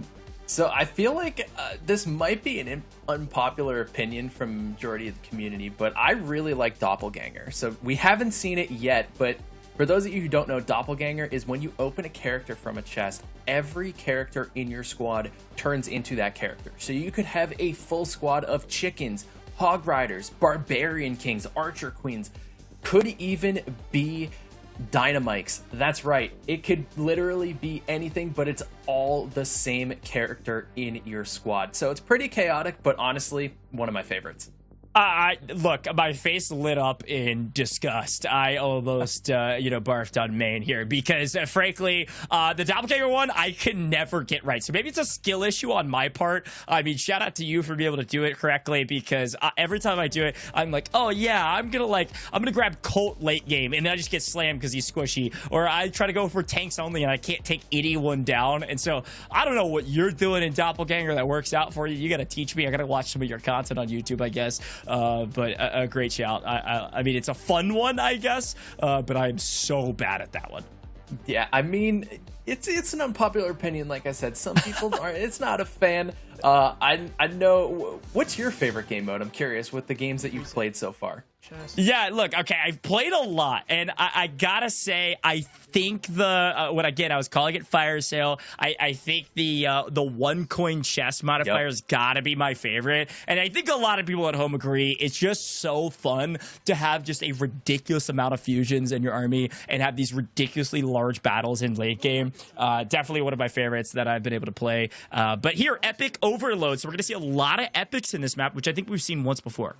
Yeah, we've had Epic Overload earlier in the competition, but Epic Overload, for those of you who are just tuning in and new to Squad Busters, every time you open a chest, it has an epic character. So this is going to be intense because a lot of these players are going to be mostly building epics, but there is an opportunity to get some decent rares and commons in there as well. We're just gonna use it. Yeah, we had a chance to see. We're seeing a lot of Archer Queens actually. Definitely a very, very strong unit right now. A character you can choose, especially because of the rate of fire buff that you get if you have a lot of ranged characters. Yep. The best game I've ever logged was with a ton of Archer Queens, Colts, and everything in between. So definitely watch out for that and see what these builds some of these players go for. I think that's the thing you got to remember though. If you're gonna go Archer Queen here, you got to get some ranged characters. Yeah, and I want to call out something SirTag did there because not a lot of people know this. He used the bomb spell to throw onto trees, and the bomb can actually destroy the trees and carrots patches, which will still give you loot even if you don't have Greg or Mavis in your squad. That is a great call out. I vaguely knew that was a thing, but I hadn't put it into practice. I was like, I've seen this blow things up, but I hadn't thought about that using that as a farming technique. That's cool. Yeah, so we have a bee coming out from Chisgule here, and again, he's going to be having these bees float around the entire game, so even when he's giving chase, he's going to be able to get a good amount of poke damage. Now, we're seeing bowlers in Chisgule's squad, and this is also the first time we're seeing Mortis. Mortis will revive monsters that you bust and add them to your squad, but only up to 4. So there are extra bodies in your squad that can distract your opponents. So Chisgule could be in a position where he can force people that he's fighting against to focus onto the NPCs that he's added to his squad with Mortis. And I know I could bomb those plants, but I don't want to because if I... Hold up, that guy behind. I was curious to see what Cori was doing, as it looks like SirClaz is in trouble. And JuicyJ getting a little aggro there. I think he popped a rage spell as well, and SirClaz definitely thought better of that one. He is on the run right now. Yeah, and he takes down Ashlyn there, and he got 4 gems from that. But yeah, he got the free key from that. Every time you bust a squad, you get a free key from it. And here we go, SirTag looking to take down Ben, but it's getting really close, and here comes a third party. Oh my goodness. SirTag busted again because of the third party. That's the thing about some of these team fights early, even into kind of the late game here. I mean, we're not in the end game as we're nearing kind of the final 30 seconds is what I call the end game. But some of these late game fights, you just open yourself up to a third party. Cori's now weak because he was in a fight just a moment ago. So you have to be really strategic about the fights you're taking. Cori tries to run away, and I think he might just be able to get to this chest, but I can't imagine he's going to stay alive for very long. Just needs to survive for 20 seconds to maintain at least some gems, but it is not looking good for him. I loved Cori's comms there. Ben ran the other way. He was like, Ben, help. Ben, help. He's able to sneak out. Apparently, he's not as valuable as he looks. SirClaz on the run to JuicyJ. This is a low-scoring game. Ashlyn, who took that one? Oh, I think Chisgule no, it was Cryingman who came out on top with 112. Chisgule only with 25, and SirClaz has 27. Despite being the low gem game, SirClaz and Chisgule finishing that low could hurt them moving up the leaderboard. I think it was JuicyJ getting a little aggro early. They just couldn't get their feet underneath him. They had to kind of restabilize on the map and then try to squad up and get their armies bigger, and they just couldn't quite get to a place where people were scared of them like they usually are. I think that's the other key factor about this, is if people see Chisgule or SirClaz not healthy, they are going to strike because they have nothing to lose. They're trying to take out the top competitors right now, and I think that's what happened in that map. But a big map there from some of our other players that been a little quiet. Cryingman with a victory after riding the middle of the pack. I love it. Yeah, and we were talking about the low gem count within that game, and I think what really decided that for this matchup specifically was the epic overload. A lot of the epic characters that we saw in this match, we had Battle Healer, we had Max, we had Archer Queen, we had Barbarian King, and we had Mortis as the 5 epics in this match, and those are heavy aggro units. So I think a lot of people were choosing those specific units and going in for a lot of fights and didn't let people get a lot of gems, which resulted in a low gem count. Here's a quick look back at the replays from that one. Looks like several players had some frustrating games of getting busted or nearly busted as you take a look at Big Tim on the run. And Cryingman, this is kind of the final moments where he took first look at this, up about 8 gems and was trying to chase down Cori, actually get some value out of him, and that's why he secured the win. Nice job from Cryingman. Yeah, I think there was a little bit of beef there because Cryingman at the end of he was like, "This is what you get, Cori." So he had that in mind. He was going for revenge there. Here's a quick look at the leaderboard and a little bit of shakeup, but all the same for Cryingman. Right there, right in the middle of the pack, 5th place. Been there since the beginning, maintaining that position, slowly creeping up and decreasing the lead that Cori and Bintim have on him, but it's still SirClaz's world, and we're all living in it. About 500 spread here from SirClaz to Chisgule. Yeah, and I mean, OJ's sitting in that last position, but he did tell us before, he was like, I don't care if I finish 9th or 10th. I'm going for blood. He wanted to get as many busts as possible here. So that's what he is trying to do. He's just trying to wreak havoc onto the map and get as many people as low positions as possible. So I gotta love and respect the strategy from OJ. He had a goal in mind and he's sticking to it. Sticking to it indeed, but back to the map we go, and I gotta say, I don't know if this is an undervalue, I don't know what the community sentiment is around this one, but Whack-A-Mole is a fun one, okay? I like Whack-A-Mole a lot. I have found I get some sizable gym tallies in this mode. Yeah, so we just saw JuicyJ. He has Bo available in his squad, and Bo is going to be able to deal extra damage to NPCs. In the Whack-A-Mole game mode, there's a lot of NPCs coming up, right? So you're going to be able to get Bo and being able to deal that extra 125% damage, which is going to help you farm those moles a lot quicker and get you more resources to help either build your squad or get you a lot of gems. Yeah, it's a great shout. Usually my strategy as well is I fusion Bo actually really early, as long as I'm not getting ambushed, which in pubs I'm usually not getting ambushed. In a creator clash like this, maybe I would be. So maybe starting out with some chickens is a great start. Look how many boots he's got. Yeah, he's looking really good. We swing over to Bailey's dad and looking pretty good as well. Doesn't look like he's got a fusion yet, but is about to. Yeah, he's looking to farm up these Whack-A-Moles here and trying to get a little bit of gems here. He's got those chickens moving. He already does have a Barbarian King, so that's going to be huge for him pushing into the late game. Yeah, it's a great shout. Getting a Barb King early is a nice value out of it. It makes you a much less appetizing target in the early game because the Barbarian King's just so hard to kill early without like several fusions in your belt if you're trying to push the equation. But here's OJ seemingly with a nice little start here. I actually don't mind this army start for OJ as he continues to farm. Only about 40 gems, but in 3rd right now, just farming the moles. Yeah, he got a fused goblin right off the gate, so that's going to be a huge coin lead for OJ, and he's going to be able to build up his squad pretty early. You can see he's got 3 fusions already, and he's going to grab the tank here as well. Sorry, SirTag. Sorry, bro. I need to take. I was going to see if maybe OJ was going to start talking trash now they got the tank. I think he said it's about time, so maybe the tank will pay off for OJ, and oh no. He's about to lose it. Okay, I'm... I die to him every time. No. Oh no. SirClaz is just griefing Tag. He can't catch a break in this competition. Chisgule's awesome. Oh man. Chisgule's, yeah, very good. Don't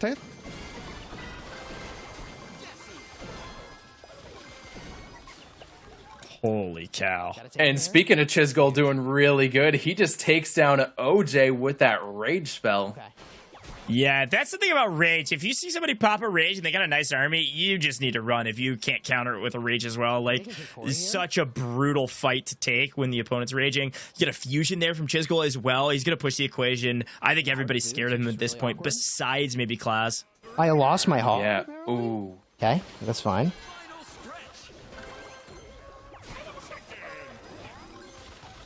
We push this value. He's got kind of a big squad here. Frick out of here, Chisgule. Bailey's dead. Just like, tell it like it is. Get out of here. I love it. I love it. Bailey does have the Sunburned Barbarian, but Chisgule does not care. He is going full force onto him, and there it is. The takedown's going to come through. The bust is there, and Chisgule passes 250 gems.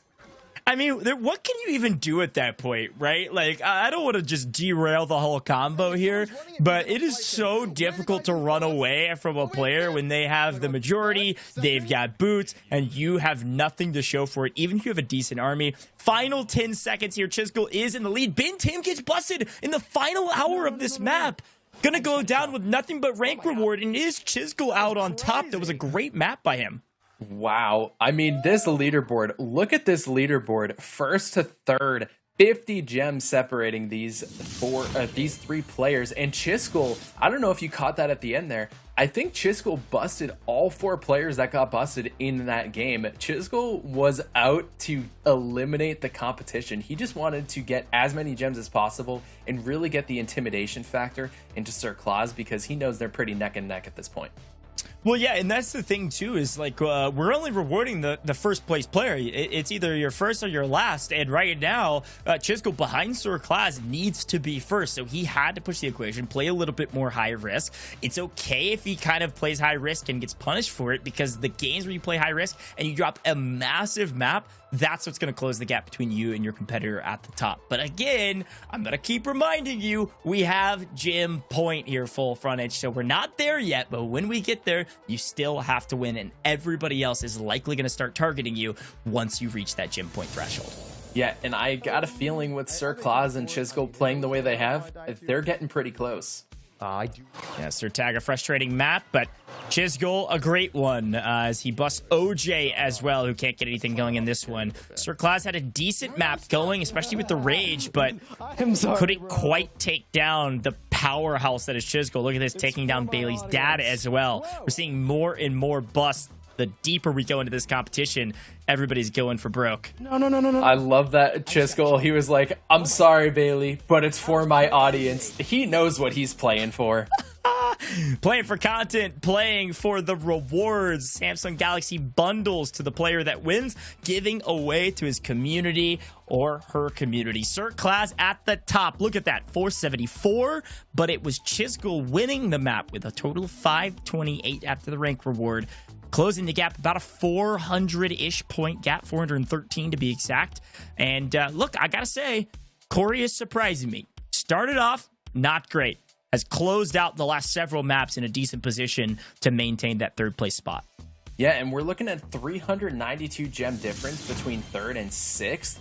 And like we're talking about, that's one game. This middle of the leaderboard has been so close all night, and Chisgule and SirClaz just slowly taking their lead away.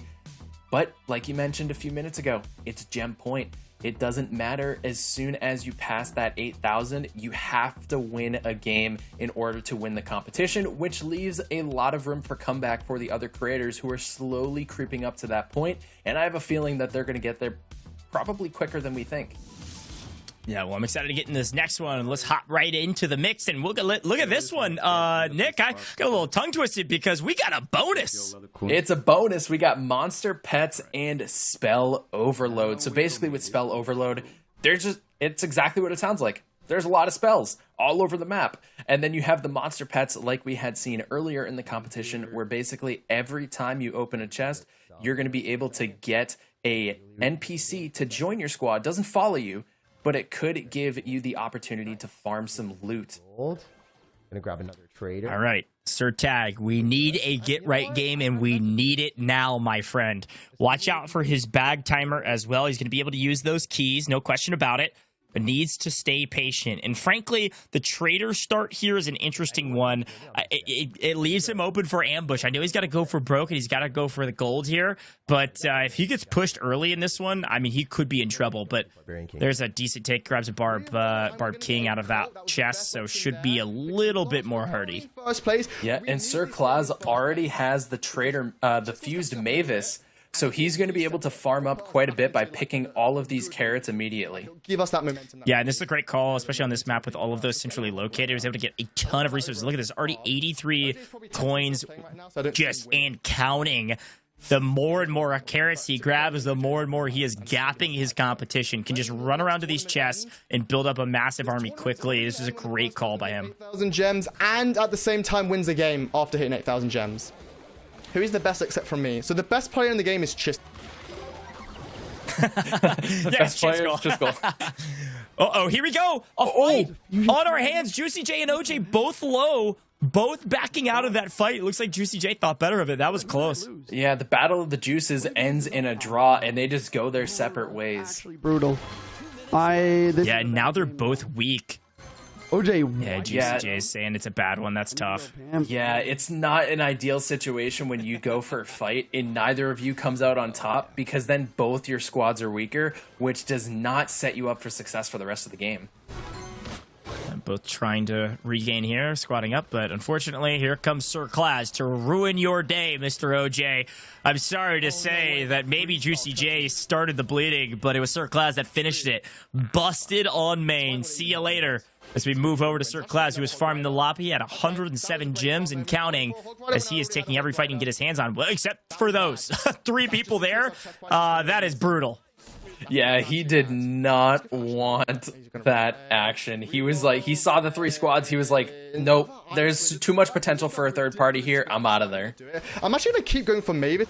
I see some chatters in our YouTube stream here. Fire Dragon says, SirClaz is way too goated here. Well, I think you might be right. Unfortunately, Chisgule, if you're a fan of SirClaz, Chisgule is hot on his heels. So we'll see what he's able to do. And don't count out Cori yet. Also in 3rd overall on our standings. And right now, jockeying with Chisgule for 2nd and 3rd in this map. Ooh, great separation there from Bailey, using the bomb to kind of create space between him and Chisgule. But Chisgule does have the max, so he's able to catch up pretty quickly. And now he's going in for the chase. Wow. And the third party from JuicyJ is going to be coming in as well. Oh, no. JuicyJ gets the cleanup on Bailey's dad. Can't get anything going. JuicyJ has restabilized. Gotten the better of that fight from earlier from OJ, and has seemingly found some success, likely using a couple keys to get right back into the mix. This is the comeback game he needed to get back into the top 3, as Ben Tim in trouble. Ben Tim getting slammed. Oh no, SirClaz finds another victim. Oh man, with 5 seconds left, and oh my goodness. We were about 5 seconds away from me getting another 300 gems. We were only a couple seconds away from me getting a ridiculous amount of gems there. Let's see what they've got to say. That was good. It was very, very close to SirClaz really gapping the competition. Still wins it, Nick. I think it was about a 70-80 point spread between him and 2nd place, but it could have been a massive amount more. Yeah, you heard him. He was like, I was just a couple seconds away from having a massive gem game. And in fact, you are right, because he was fighting the 2nd and 3rd place players in that match, and he had the super rage going. SirClaz was ready to fight, but unfortunately the clock struck 0 and he didn't have anything left in the tank to pull in more gems. But hey, 370 plus gems, not a bad takeaway.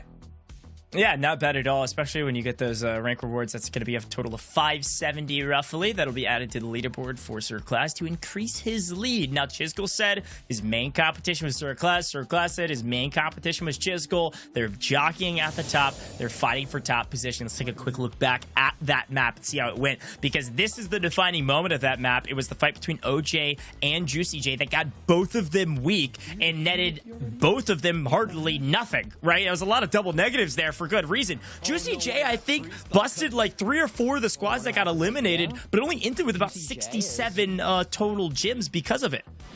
Yeah, SirClaz came to play, and that play that he had on OJ to eliminate him was prime with the freeze. The placement of the freeze spell is perfect there.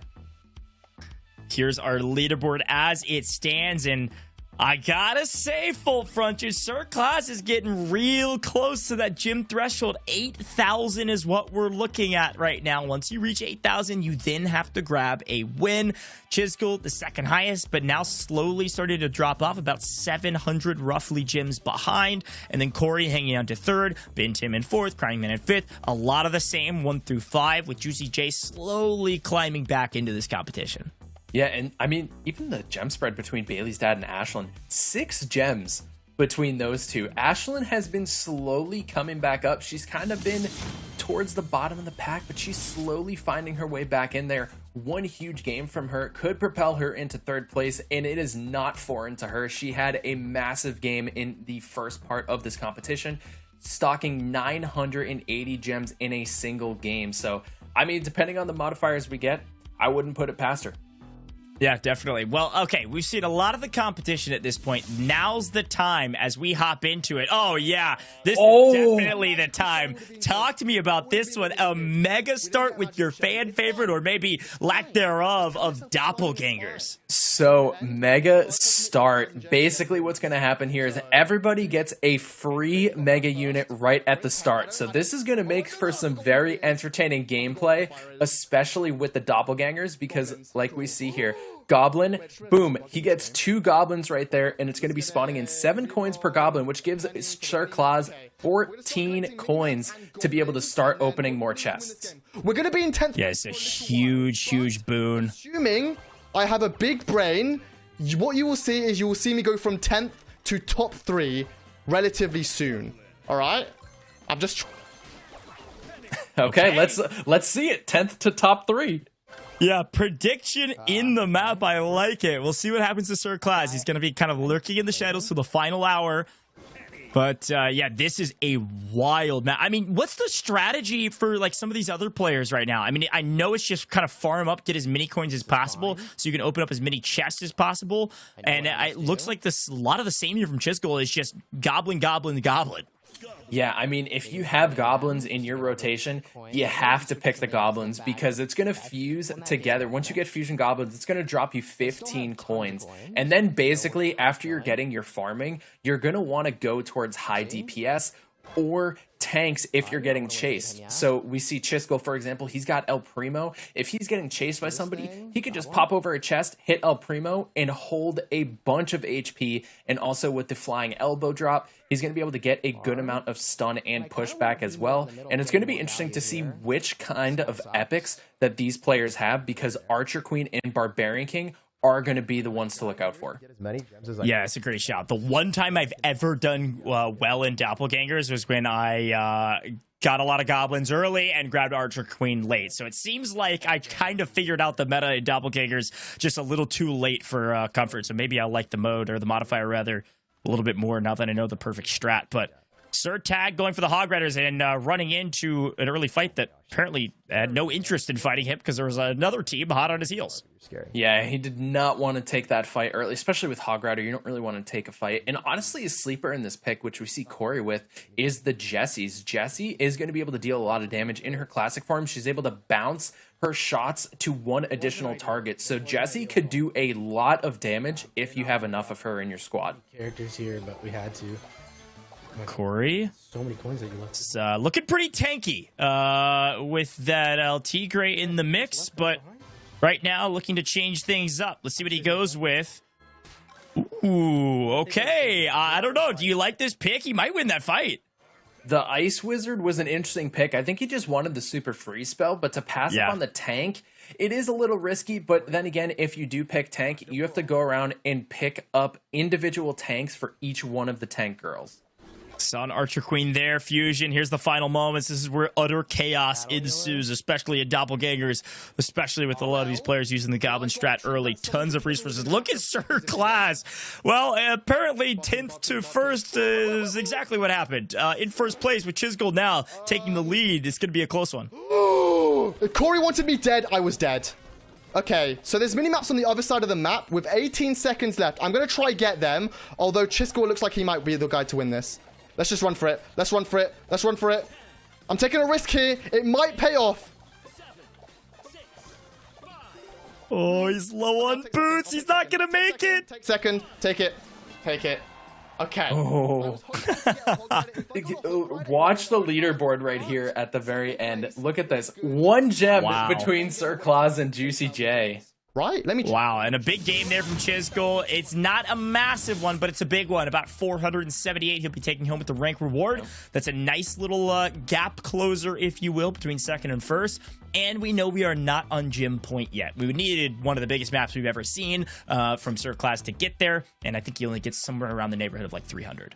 Yeah, not a small feat there. He is inching his way closer to that 8,000 threshold, so I would expect to see him get it in probably the next 2 or 3 games, but then again, he does have to get that first place after to secure himself the victory. And Chisgule not far behind, especially after that pretty decent game he had, pulling in almost 500 gems for himself to add to his total score.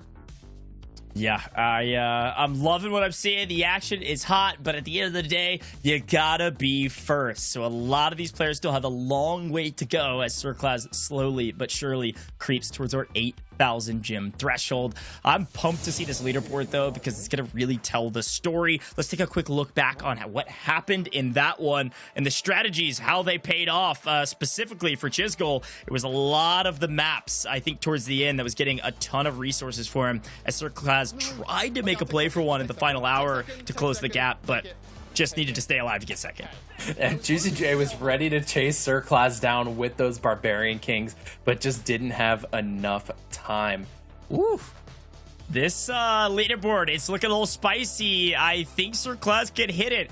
Needs 8,000, our threshold. Could hit it in the next one if he gets a decent map. Now, I gotta say, we're all using the Samsung Galaxy S24 Ultra. If you're down at the bottom of the leaderboard, you should use Photo Assist with Galaxy AI. You could turn every photo into a post-worthy masterpiece. You could just click your score down in the bottom right-hand corner of the screen and move it somewhere else. Give it to somebody else and maybe take theirs, all with just the click of your finger or that amazing S Pen, okay? It all does it for you. That Photo Assist with Galaxy AI, super, super cool. And if you're down at the bottom of the leaderboard, you need to do something to change things up. So I don't know what's going to happen, but here's OJ. Let's see if he can change things up in this one. Ooh, Fusion start. I mean, basically what it sounds like. Everybody starts with the Fusion. So you just got to pick the best Fusion to start with. And so far, I like OJ's start going with the chicken here. Yeah, look, I think if we've learned anything in this competition is that you have to be able to run away or run at someone, and having boots, specifically having the boost to be able to use, especially with that fusion chicken, is a huge, huge value add, as SirClaz seemingly is finding some more success. Heck out. Let's deal with the kaiju, save our super rage. It's a surprise for when someone thinks they can beat us. Let's fuse up this goblin as well. Okay, there you go. Goblin fused up, a bunch of coins. So far, this is a very good game. We're in 5th. Don't worry about the placement. The placement does not matter. What matters is the fact that we have a ridiculously OP squad. Hog Rider as well. Ooh, Claz able to get the Hog Rider there. He's holding on the super rage spell from the Barbarian King, and he's pretty confident in his strategy. And you know, I gotta say, he's got a pretty good squad. Yeah, you like it? You like his strat right now to close this thing out? Again, got to win after he reaches 8,000 gems, but I think he needs somewhere around a 300 gem game and a win to make sure he gets past that 8,000 gem threshold on our total leaderboard. Yeah, and Bailey's dad gonna draft the tank here, so could be a huge addition to his squad. And look at Cori here. He's chilling on 3 fusions right now and potentially going to be getting a 4th relatively soon, especially with that fusion Greg. He's going to be able to chop trees down in one foul swoop, and here comes SirClaz. Is he going to pop the super rage? There it is. Oh, no, my man. I'm so sorry. You had a good thing going until SirClaz shows up with a fusion BK start and just slams you. Now we need to... Oh, man. That super rage from the Barbarian King. Oh, and here we go. JuicyJ able to take down Cryingman. JuicyJ building up a squad for himself. JuicyJ getting a little active. He's got to. He's got to close the gap with the top teams. Is thinking better of fighting 2 at once and is just going to continue to farm. This is the right play. Okay, let's go for an epic. At some level, somebody's going to have to tag team the team at the top. And SirTag, yeah, no chance. SirClaz's army is just way too strong right now. Everything must go. Nobody can stop him. Bro. Everything must... JuicyJ is so OP. Hold up. Let's go finish off OJ. Oh, no. JuicyJ is doing good. Oh man, JuicyJ coming in. OJ gonna get busted here. OJ is blaming JuicyJ. He said we need to work together, not against each other. Come on. JuicyJ making some moves. He's got a super freeze to play with. 60 seconds on the clock. He could go for Chisgule here. Thought of it, but couldn't quite connect on the super freeze. Yeah, Chisgule with that Hog Rider just a little too quick. Gets out of range of the super freeze and is able to escape with that. And we're approaching the final 45 seconds. I need to go grab these. Here we go. JuicyJ's on top. This is not enough currently for SirClaz to get to 8,000 gems, but any fight that goes his way here, especially if he takes down Juicy, could get him there. Juicy cruising through these gem tallies up to 224 and counting. These maps are proving extremely useful. And let's see what happens here in the final 25 seconds. Juicy's got a lot of treasure maps to work with here. He could just go through and stock up on these treasure maps and grab a ton of gems. Wow. Look at how many gems he gets right there. He might go above 400. Wow. Yeah, look at him. He can rack all of these together in the final 10 seconds. What a massive tally. We needed 316 gems. Oh my gosh. He might have done it. Kind of went back. That's good. Wait. Wow. That might be it. He might have done it. We're about 180 plus 316 gives him a total of 496. I don't know exactly what his tally was right before this, but I knew he needed about 500. He got about 500. It's going to be very, very close if he got up to a total of 8,000. He might have just barely done it. We'll have to see once these scores are tallied, see if he did indeed pass that 8,000 gem threshold.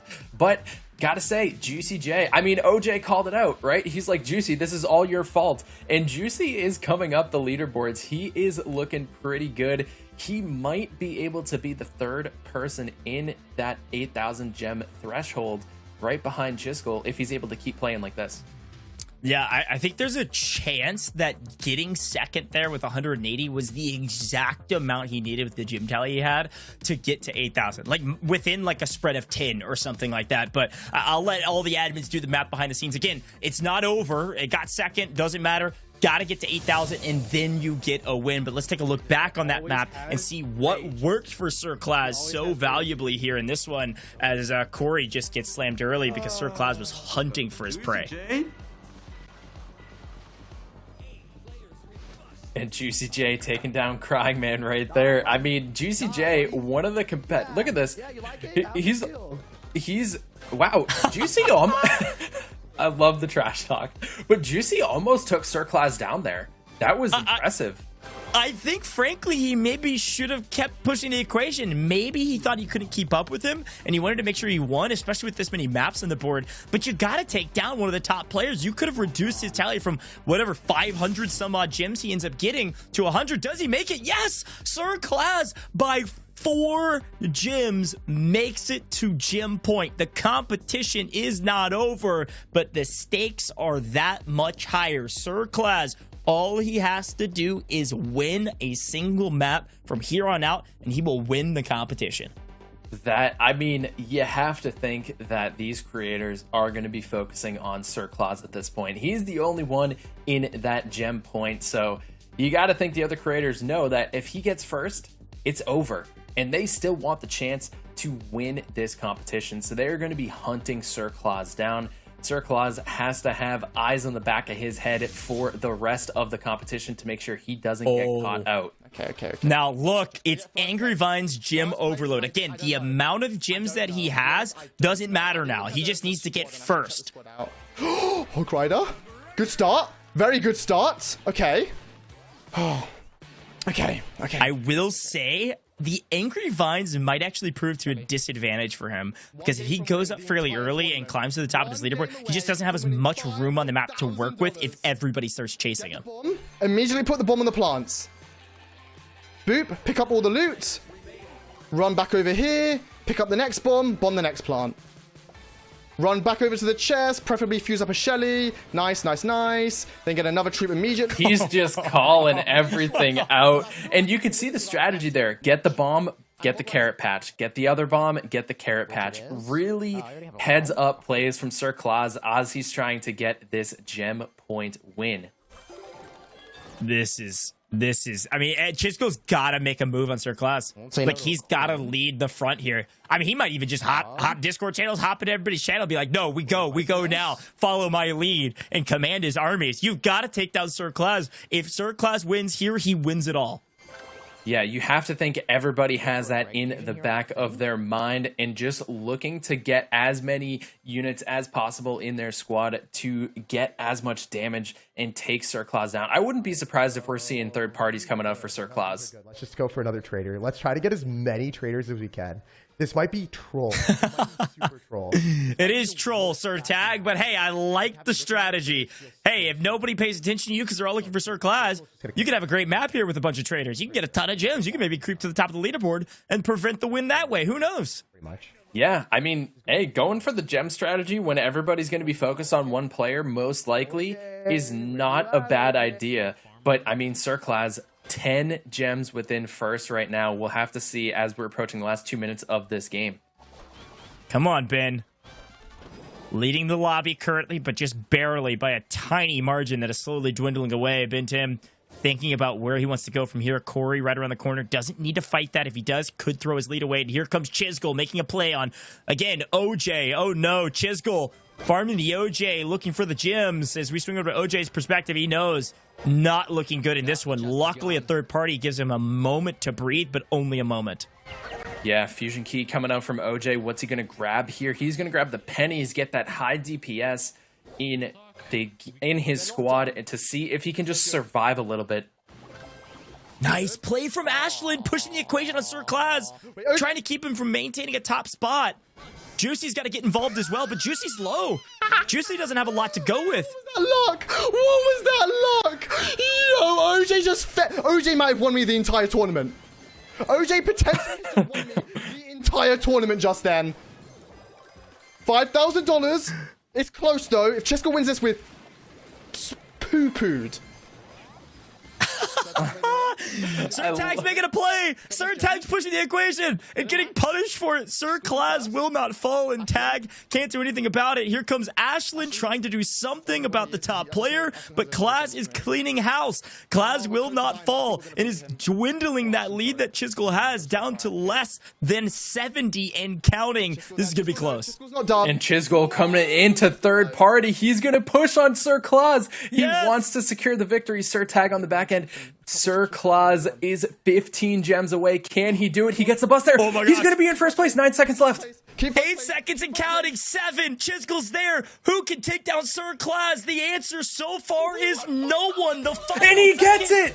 SirClaz with the victory. The first point on Jim Point. He makes the point to say he's the top player in the game. You might have thought he could run around the map and evade fights like Sasquatch, but not today. He takes the fights and takes them to the other players, and because of that, he is your champion. Wow.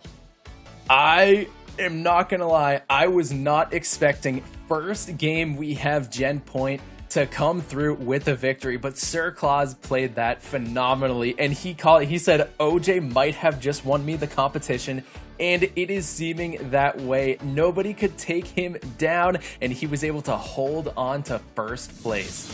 Well, it seems like for the first time in history, YouTube chatters were correct. They said SirClaz would win it all, and they were right as well. I think a lot of folks thought there was going to be a good chance this would go on for a very long time. A lot of folks tag teaming to take down Claz, but apparently with some luck on your side and OJ feeding you the win, apparently that is all it takes to get the victory for SirClaz. What a photo finish. That was close. Chisgule was hot on his heels, but it just wasn't enough.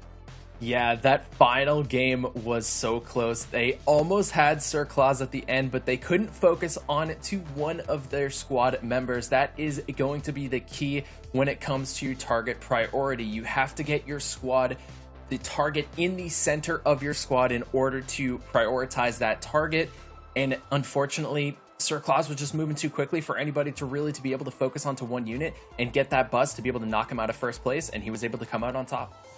Came in from stage 1 in second, but closes things out, takes the lead early, and never gives it away. Here's some replays of those final moments in the final map of the day as Chisgule tried to make some plays. Ashlyn had a really strong fight just before this one to try to take down SirClaz, but there was nobody to follow up on that fight. And then here's the final seconds, the final fight where he's able to take down and bust some of SirTag's units, which gave him enough gens to take the lead. Look how close it was. 369 to 307 in the final couple seconds, and he had enough boost to get away. Oh, yeah, I just noticed what happened. Chisgule was trying to chase for SirClaz, but SirTag was there, and I think Chisgule only saw the Sir and turned around and started chasing Tag instead of SirClaz. So incredibly close, but the top of the leaderboard, SirClaz with a 577 photo finish to close things out with 8,581 gems in total. Not only breached the gem threshold, got to gem point, and then won it on the very next game. This guy certainly is our champion and certainly one of the most formidable foes here in Squad Busters here, Nick. Man, what an incredible that is what you call a photo finish. To be able to have SirClaz take down the Archer Queen of SirTag, to give him enough gems to cross a threshold into first place with 10 seconds remaining, and then everybody, you could see the entire lobby start making their way to that top left-hand corner and try to push on SirClaz, but they were just not able to catch up. Yeah, a photo finish is certainly on brand for Samsung Galaxy and the Galaxy S24 Ultra. It's got an incredible high-resolution camera, by the way. If you didn't know, it's perfect for anybody that wants to level up their photo and video game with the 4 camera lenses on the back of the device, including the 200-megapixel wide angle and the 2x optical quality zoom lens. Trust me, this thing is next level, and if you think this is a photo finish, go check out some races on your own, maybe IRL, and catch some photo finishes of your own with the amazing high-resolution camera of the Galaxy S24 Ultra. Now, folks, don't go anywhere, because here's the thing. We've got an interview coming up, I believe, with the amazing SirClaz, where he gets to talk to us about a lot of things happening right around the corner, and also how he got his victory, okay? He dominated. There's no question about it, and I'm excited to see maybe if we could peek into the mind of the master strategist that is apparently SirClaz.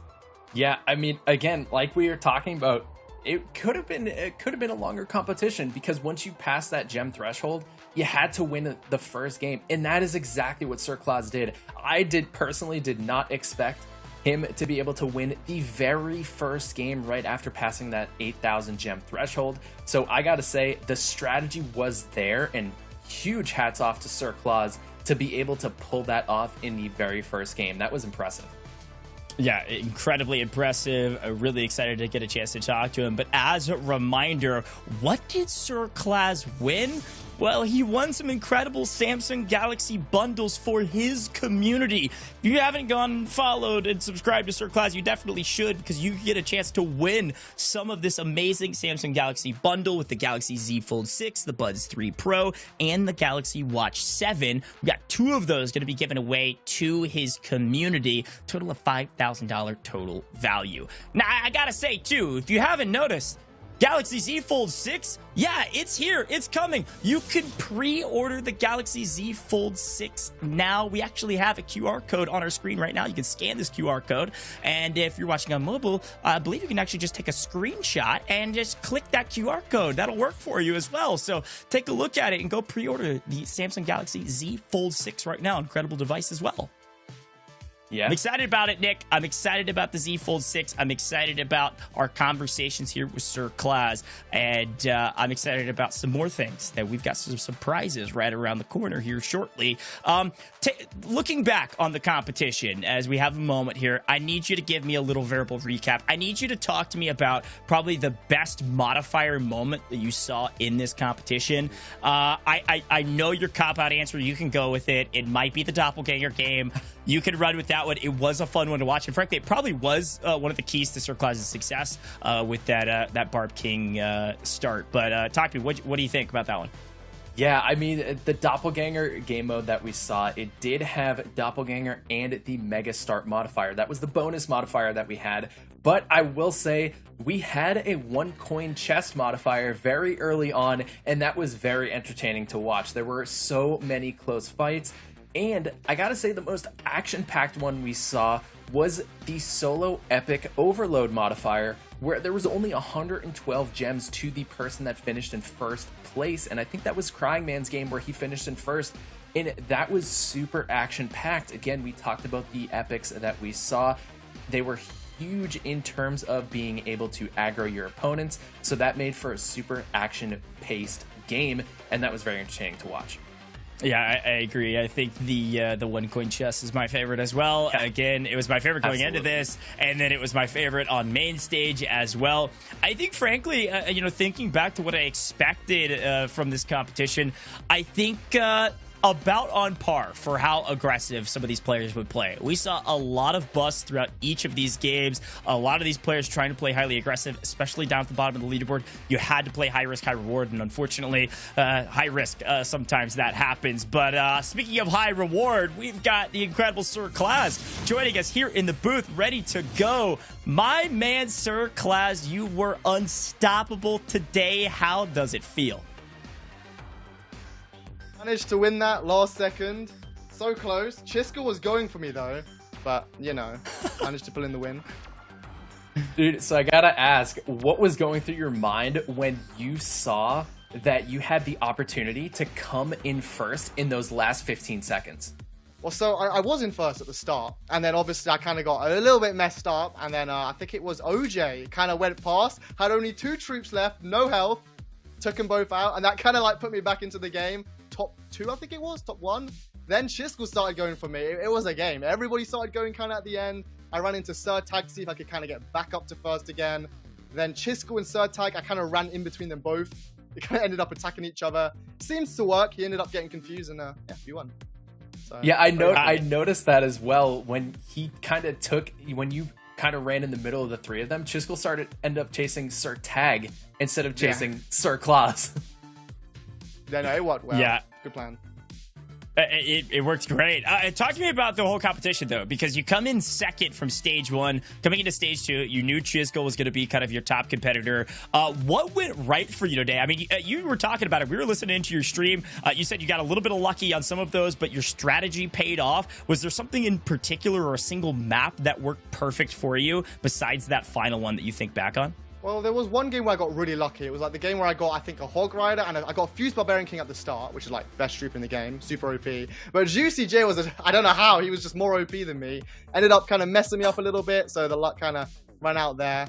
No, honestly, I kind of just did really well at the start. So what happened in phase 1 is I ended up doing really well at the start. Chisgule ended up having a pretty good comeback, actually, and ended up winning. And this is what kind of happened this tournament as well. At the start, I was doing really well. Chisgule was having a comeback. And then in the end, somehow I managed to then climb back up again and get the win, which was pretty impressive. Pretty cool, actually. But yeah. For maps, no, honestly, all maps, they're fine. Nothing really special. I mean, we saw your reaction when the clock struck 0 and you were in first place.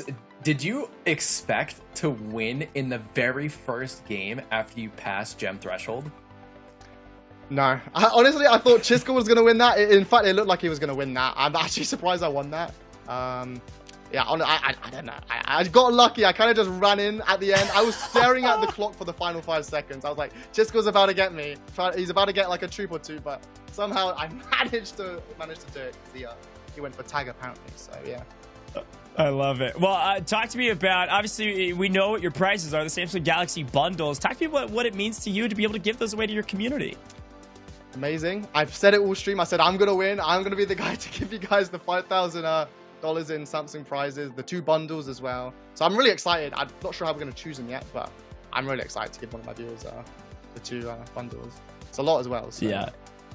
Yeah, there's a lot to give back to the community, and really excited that we had you in here. A final note here, just going to give yourself a chance to shout yourself out, say stuff to your followers, your viewers, everybody at home that loves you and watches you. So the floor is yours. Well, thanks to everybody who supported me in winning. Managed to bring it through. Chisgule was pretty close though, and managed to win the last one. I'd say me and Chisgule are 0-0 right now. So yeah, JuicyJ was worrying that whole tournament because he was about to. I thought he was probably going to get to top 3 because he was doing really well, but managed to pull it through. Excited to give away the prizes, the 2 bundles. So yeah, that's about it. Heck yeah, SirClaz, go follow him, go subscribe, and go check him out. Great content and obviously a great competitor. Thank you so much for joining us in the booth, SirClaz, and go celebrate with your community, my man. I appreciate it. Thanks. Bye. See ya. All right, Nick, a great interview, and I gotta say, he chalked it up to luck quite a bit. It was definitely skill. That guy's different. Oh yeah, he knew exactly what he was doing in most of those matches, but you know, he said it himself. He was like, I was getting pretty nervous. He thought JuicyJ was going to be a comeback in a surprise in the tournament. So I think he's got his work cut out for him. Yeah, he definitely has his work cut out for him. But folks at home, guess what? I've got a surprise for you. Did you enjoy our competition at hand here? Did you enjoy Squad Busters? Do you enjoy Samsung Galaxy and the Galaxy S24 Ultra? Well, guess what? We've got more coming your way.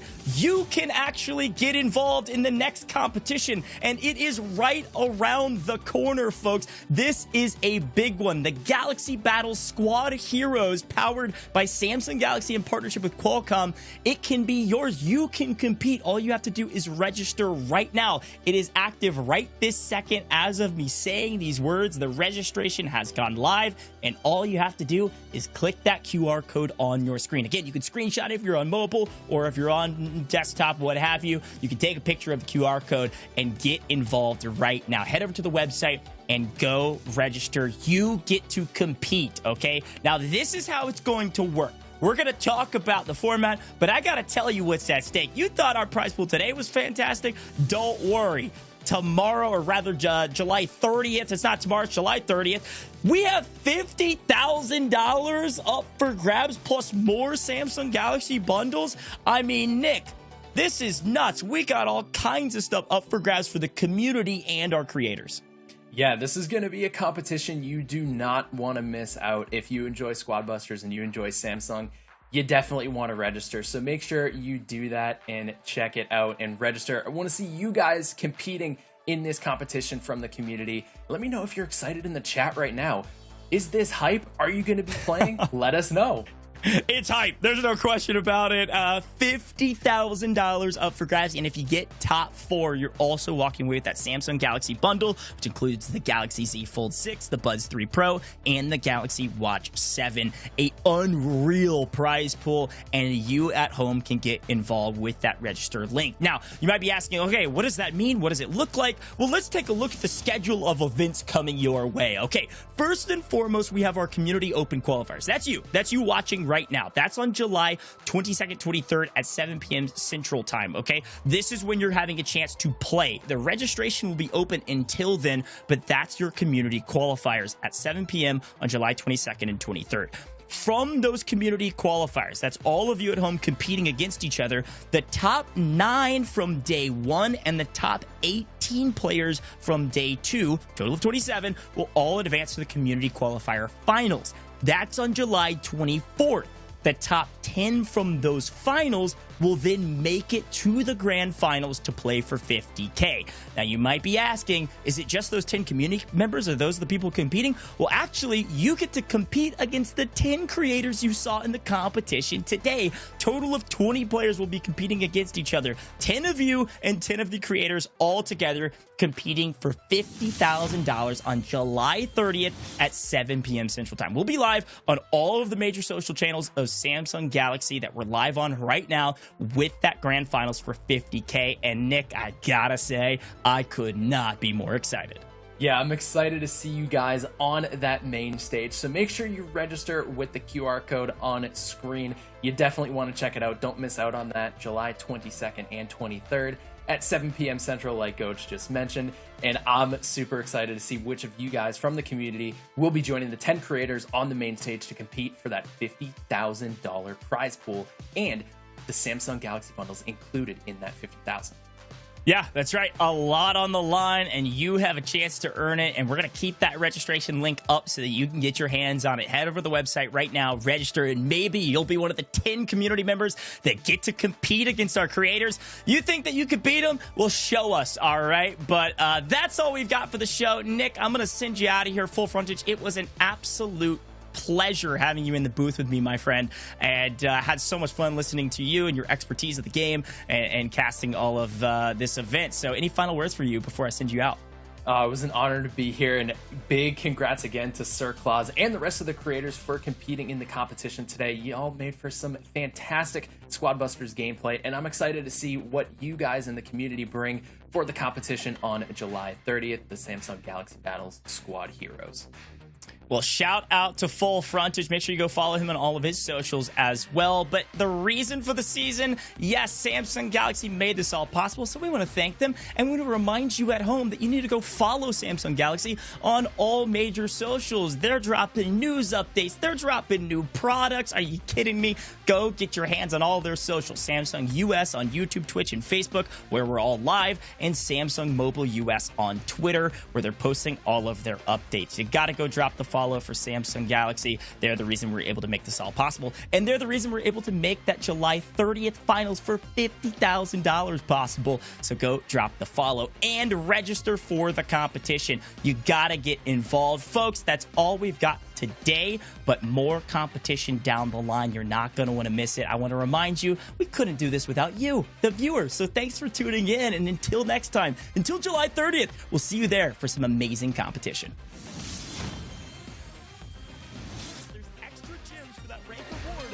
Cori barely snags first. We got a plan. Let's go.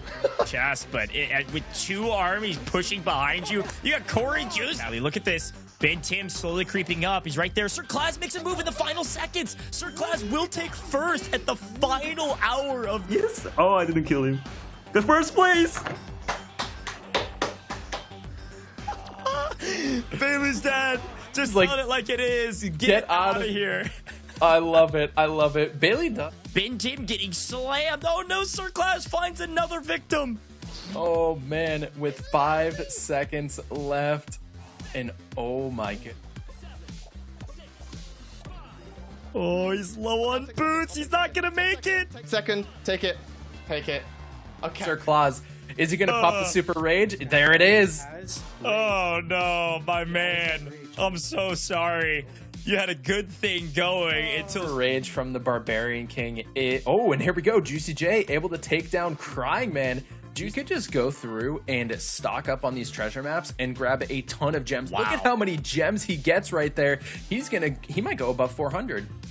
Wow. Yeah, look at him. He can rack all of these together in the final 10 seconds. What a massive tally. He did 300. Yes. He wants to secure the victory. SirTag on the back end. SirClaz is 15 gems away. Can he do it? He gets the bust there. Oh my God. He's going to be in first place. 9 seconds left. 8 seconds and counting. 7. Chisgule's there. Who can take down SirClaz? The answer so far is no one. The final and he gets it.